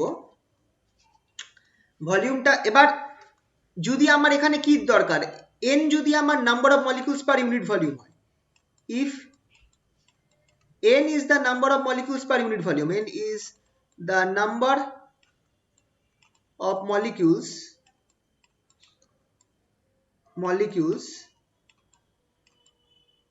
per unit volume,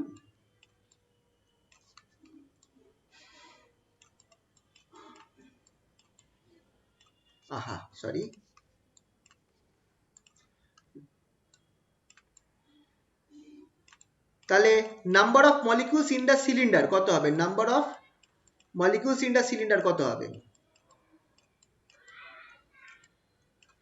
inside the cylinder. দেখো এবার সেন্টারটাই তো আমি ধরি, যদি সেন্টারটা সিলিন্ডারে থাকা, ভেতরে থাকা মানে হচ্ছে আমি বুঝতে পারি মলিকিউলটাও আমার সিলিন্ডারের ভেতরে আছে। Number of molecules inside the cylinder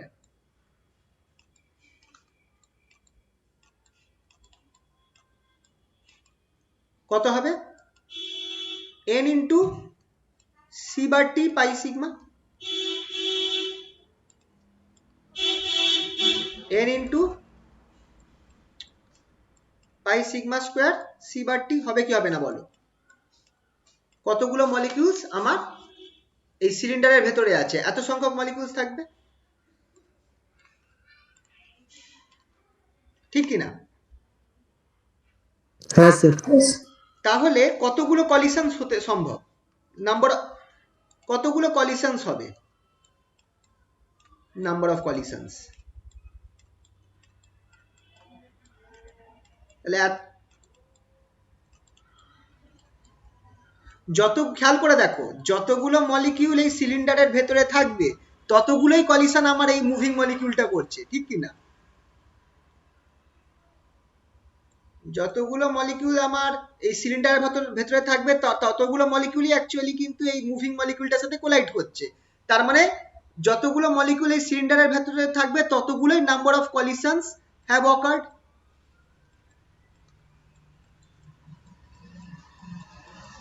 occurred in time t। বোঝা গেল? এই জায়গাটা বুঝতে পারলে কিনা বলো, না হলে আমাকে জিজ্ঞেস করবে আর একবার। হ্যাঁ স্যার বুঝেছি। ঠিক আছে। হ্যাঁ স্যার। না স্যার, বলছিলাম যে এটা একটু আগে মানে নাম্বার অফ কলিশনস আর নাম্বার অফ মলিকিউলস এর ব্যাপারটা। হ্যাঁ, স্টার্টিং আরেকবার বলছি, দেখো এই যে মুভিং মলিকিউলটা যাচ্ছে, মুভিং মলিকিউলটার এটা হচ্ছে স্ফিয়ার অফ ইনফ্লুয়েন্স, তখন আঁকলাম না স্ফিয়ার অফ ইনফ্লুয়েন্স, তাহলে এই স্ফিয়ার অফ ইনফ্লুয়েন্স যদি ওটা টি টাইমে কত দূর গেল, এতটা দূর গেল, তাই তো? তো একটা সিলিন্ডার তৈরি করলো, যে সিলিন্ডারটার রেডিয়াস হচ্ছে সিগমা আর লেন্থ হচ্ছে সি বার টি, তাহলে ভলিউম হয়ে যাচ্ছে এই সিলিন্ডারটার pi sigma square c bar t. এবার দেখো স্ফিয়ার অফ ইনফ্লুয়েন্স এর নিয়ম কি, যে যে মলিকিউলের সেন্টারগুলো স্ফিয়ার অফ ইনফ্লুয়েন্স কে টাচ করবে তারাই তো কোলাইড করছে। এবার আমাকে দেখতে হবে তাহলে যে যে মলিকিউলস গুলোর সেন্টারটা আমার এইটার ভেতরে আছে, এই সিলিন্ডারটার ভেতরে আছে, তারাই অ্যাকচুয়ালি আমার এটার সাথে কোলাইড করবে, ঠিক কি না? তাহলে এবার যদি আমি কোনোভাবে বার করতে পারি যে এই সিলিন্ডারটার ভেতরে অ্যাকচুয়ালি কতগুলো মলিকিউলস রয়েছে, তাহলেই আমি বার করতে পারবো কতগুলো কলিশন হয়েছে, কারণ যে মলিকিউলস গুলো সিলিন্ডারের বাইরে আছে তারা তো কোলাইড করেনি, একমাত্র যাদের সেন্টারটা সিলিন্ডারের ভেতরে পড়ছে তারাই কোলাইড করছে, ঠিক কি না? কিন্তু যে একদম মানে সিলিন্ডারের অনেকটা ভিতর অবধি চলে গেলে সেটাও কোলাইড করবে। দেখো এটা ঠিক সেইভাবে অ্যাকচুয়ালি ভেতরে যাবে না। অ্যাকচুয়ালি এটা কিভাবে বলবো, মানে এটা একটা তো ধারণা করা হচ্ছে তো সেইভাবে, মানে অ্যাকচুয়ালি ভেতরে যাবে না, বলতে পারো যে এখানটায় রয়েছে, কিন্তু এর সাথে কলিশন করবে। আসলে কেসটা কি, এইটা তো স্ট্রেট যায় না, এটা তো জিগজ্যাগ ফ্যাশনে যায়, কিন্তু আমি ওই জিগজ্যাগ ফ্যাশনটা না ধরে আমি একটা ড্রিফট ভেলোসিটির মতো একটা স্ট্রেট ভ্যালু ধরলাম।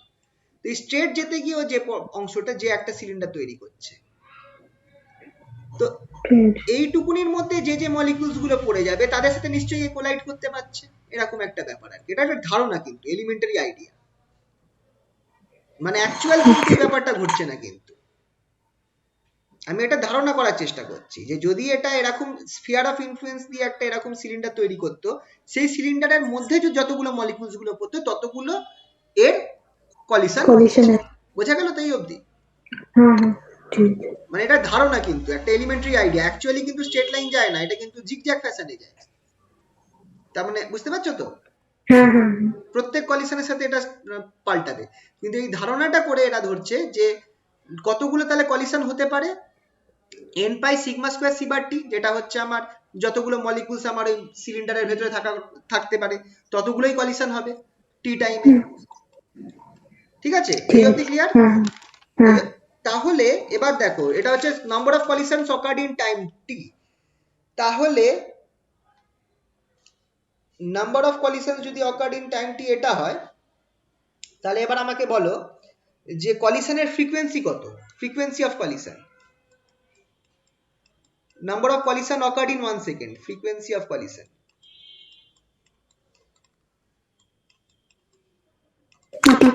এটা বাদ যাবে, that is equals to n pi sigma square c c bar। আচ্ছা, এবার দুটো মলিকিউলস এর মধ্যে, এটা হচ্ছে ফ্রিকোয়েন্সি অফ কলিশন, খেয়াল রাখবে। আচ্ছা, এবার দুটো মলিকিউলস এর মধ্যে তার কতটা, মানে সরি, এবার মিন ফ্রি পাথটা কি সেটা যদি আমি দেখি, মিন ফ্রি পাথটা হচ্ছে যে সে কতটা ডিস্টেন্সে কভার করলো দুটো কলিশনের মধ্যে, মানে দুটো কলিশন হওয়ার মধ্যে সে কতটা ডিস্টেন্স ট্রাভেল করলো, সেটাই হচ্ছে মিন ফ্রি পাথ, ঠিক কিনা?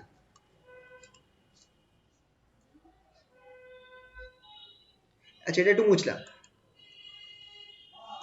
আচ্ছা, একটা জিনিস খেয়াল করে দেখো,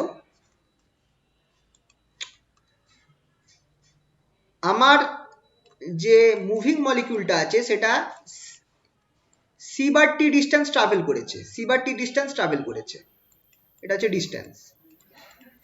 আর এই ডিস্টেন্স ট্রাভেল করতে গিয়ে সে কতগুলো কলিশন করেছে, এই C bar t distance travel করতে গিয়ে নাম্বার অফ কলিশন কতগুলো কলিশন করেছে,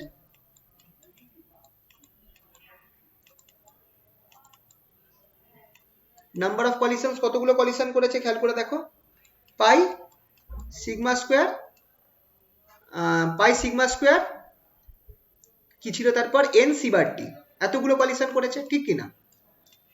সিটি ডিস্টেন্স ট্রাভেল করতে সে এতগুলো কলিশন করেছে, তাহলে distance travel between two collisions, actually two collision তো হবে না, একটা কলিশন হবে, কারণ মানে টু সাকসেসিভ কলিশন, মানে সে যাচ্ছিল যেটা গিয়ে একটা, সে ধরো এখান থেকে এতটা গেল গিয়ে একটা কলিশন ঘটালো, তো এই ডিস্টেন্সটাই তো আমার ফ্রি পাথ, এটাই তো আমার ফ্রি পাথ। তো distance travel between a collision,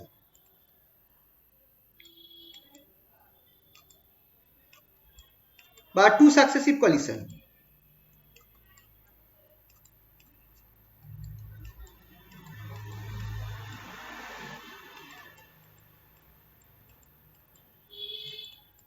এটাই কিন্তু হিসাব মতো অ্যাভারেজ দেখতে গেলে মিন ফ্রি পাথ হচ্ছে ল্যামডা, সেটা ইকুয়ালস টু কত হবে, distance by number of collisions, ঠিক কিনা? Distance by number of collision,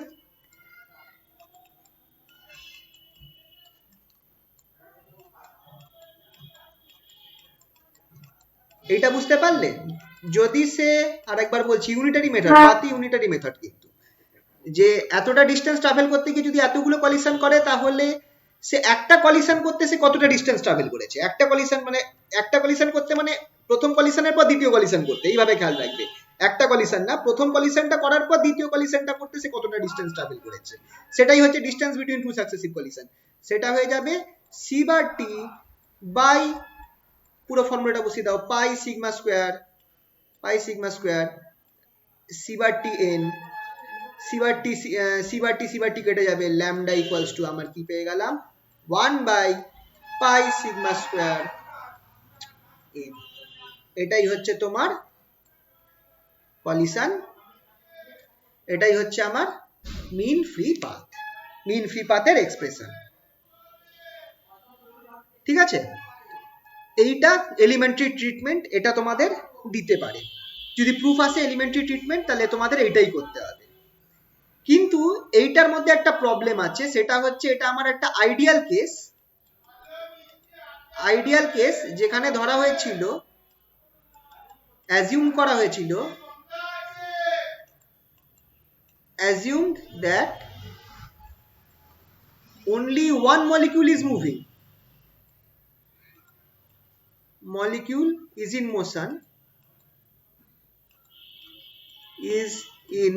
motion, while others are at rest, while others are frozen.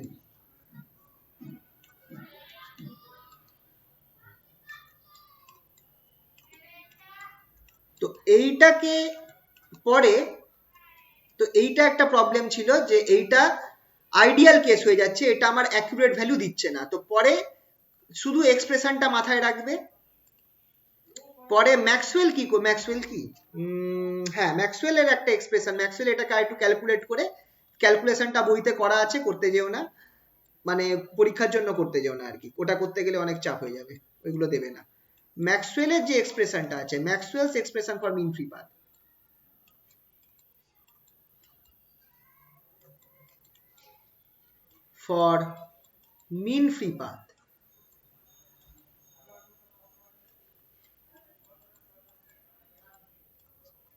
Mean free path, সেটা আমার কি ছিল, ফর্মুলাটা মাথায় রাখবে, ল্যামডা ইকুয়ালস টু যা ছিল তাই, শুধু একটা নিচে √2 চলে আসবে, √2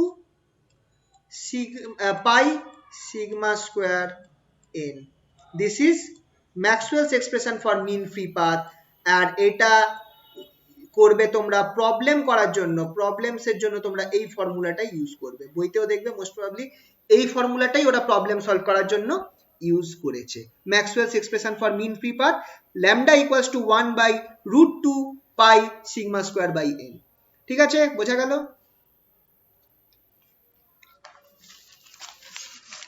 কোন অসুবিধা এই অবধি? হ্যালো? না স্যার। না স্যার। আচ্ছা, তো যেটা যা পড়ালাম, এই expression of mean free path এইখানে সব লেখা রয়েছে, তোমরা এখান থেকে দেখে নিতে পারবে, লিখে নিতে পারবে। এই যে কলিশন ফ্রিকোয়েন্সি, ল্যামডার ভ্যালুটা বেরোলো, আর লাস্টে তোমাকে যেটা করতে হবে ম্যাক্সওয়েলের এক্সপ্রেশনটা মাথায় রাখতে হবে, আর এটাকে তোমাকে অঙ্ক করার জন্য ইউজ করতে হবে। একটা অঙ্ক চলো দেখা যাক এই মিন ফ্রি পাথের ওপর কি বলেছে দেখো, estimate the size of helium atom, helium অ্যাটমের সাইজ বার করতে বলেছে, assuming that it's mean free path at NTP দিয়ে দিয়েছে is 28.5 into 10 to the power 6, মানে ল্যামডা দিয়ে দিয়েছে, lambda equals to 28.5 into 10 to the power 6 centimetre, CGS এ আছে। ঠিক আছে, given that density of helium at NTP, density দিয়ে দিয়েছে, রো দিয়ে দিয়েছে, আর কি দিয়ে দিয়েছে, মাস দিয়ে দিয়েছে, দ্যাট ইজ দিস। আচ্ছা, তাহলে আমার কাছে কি কি অ্যাভেলেবেল আছে, আমাকে বার করতে হবে সিগমা, ল্যামডা দেওয়া রয়েছে, আচ্ছা ডেনসিটি অফ হিলিয়াম দিয়ে দিয়েছে, আর রো দিয়ে দিয়েছে। আচ্ছা, রো ইকুয়ালস টু আমরা কি, আর মাস অফ, আর হিলিয়াম, ঠিক আছে, মাস অফ হিলিয়াম অ্যাটম, মানে একটা অ্যাটমের কত মাস হয় সেটা দিয়ে দিয়েছি। এবার খেয়াল করো, rho equals to M into N, কারণ আমার কি দরকার, আমার সিগমা বার করা দরকার। যদি তুমি খেয়াল করে দেখো আমার কাছে অ্যাভেলেবেল আছে কি কি ফর্মুলা, যদি মিন ফ্রি পাথ ম্যাক্সওয়েলের ইকুয়েশনটা দেখি, মিন ফ্রি পাথ ম্যাক্সওয়েলের ইকুয়েশন, lambda equals to 1 by √2 pi sigma square N. ঠিক আছে, আমার এখানটায় দরকার, আমাকে সিগমাটা বার করতে হবে, যে আমাকে বলেছে যে কোশ্চেনটা আছে find the size of helium atom. Size মানে আমাকে ডায়ামিটারটা বার করলেই হবে, সাইজ বলতে ডায়ামিটার, কারণ নেই এ ল্যামডাটা দেওয়া রয়েছে, ল্যামডা গিভেন গিভেন আমার দরকার হচ্ছে এনটা, এনটা পেয়ে গেলেই হয়ে যাবে, এনটাও আমরা জানি না। আমার কাছে আর কি কি দেওয়া আছে, ডেনসিটি দেওয়া আছে, রো দেওয়া রয়েছে গিভেন, আর মাস দেওয়া রয়েছে এম গিভেন। এবার খেয়াল করে দেখো রো এর সাথে এম আর এন এর একটা সম্পর্ক আছে, যেটা প্রেসারের ওই প্রথম ইকুয়েশনটা করাবার সময় করেছিলাম, rho equals to M into N, ঠিক কি না? Rho equals to M into N, M হচ্ছে mass of a molecule, N হচ্ছে number of molecules per unit volume, rho হচ্ছে ডেনসিটি। তাহলে এখান থেকে আমি এনটা পেয়ে যাব, N equals to rho by M, ঠিক? আচ্ছা রোটা কত দেওয়া রয়েছে একবার দেখে নিই, রোটা দেওয়া রয়েছে 0.178 গ্রাম পার লিটার। লিটার মানেই কি করতে হবে, 1.0 ছিল না 1 ছিল, সরি 0.178, 0.178 গ্রাম পার লিটার আছে। লিটার মানে এটাকে কি করতে হবে, 10⁻³ করে নিতে হবে, কারণ তাহলে এটা কি হয়ে যাবে, গ্রাম পার সিসি হয়ে যাবে। খেয়াল রাখবে ব্যাপারটা, যদি লিটার থাকে 10⁻³ তাহলে গ্রাম পার সিসি হবে, কারণ সিজিএস এ বার করছি। এমটা কত, এমটা কত আছে 6 × 10⁻24 গ্রাম, 6 × 10⁻24 গ্রাম। তাহলে এখান থেকে আমি এম পেয়ে যাচ্ছি, এখানে ক্যালকুলেট করলে আমার এনটা বেরোবে about 2.967 into 10⁻19 molecules per CC. খেয়াল রাখবে কি বার করছি আমরা, মলিকিউলস এর সংখ্যা বার করছি, তো মলিকিউলস পার সিসি হবে।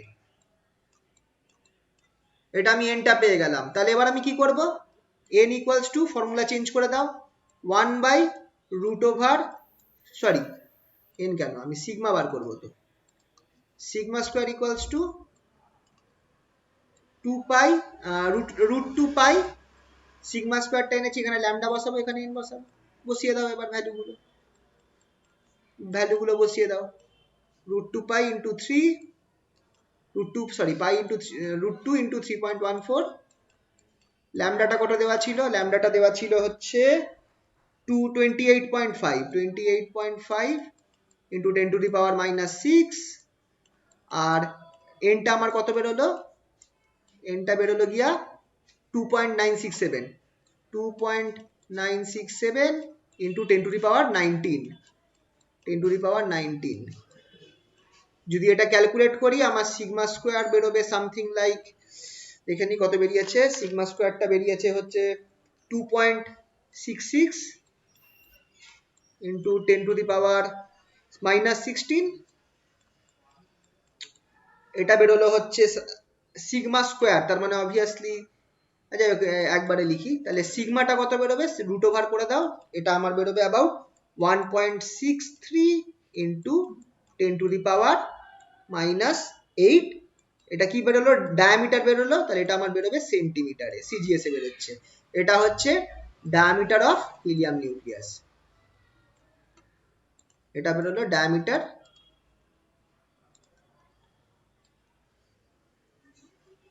Metre of helium, H E atom, nucleus তো বলা যাবে না, এইচই অ্যাটম,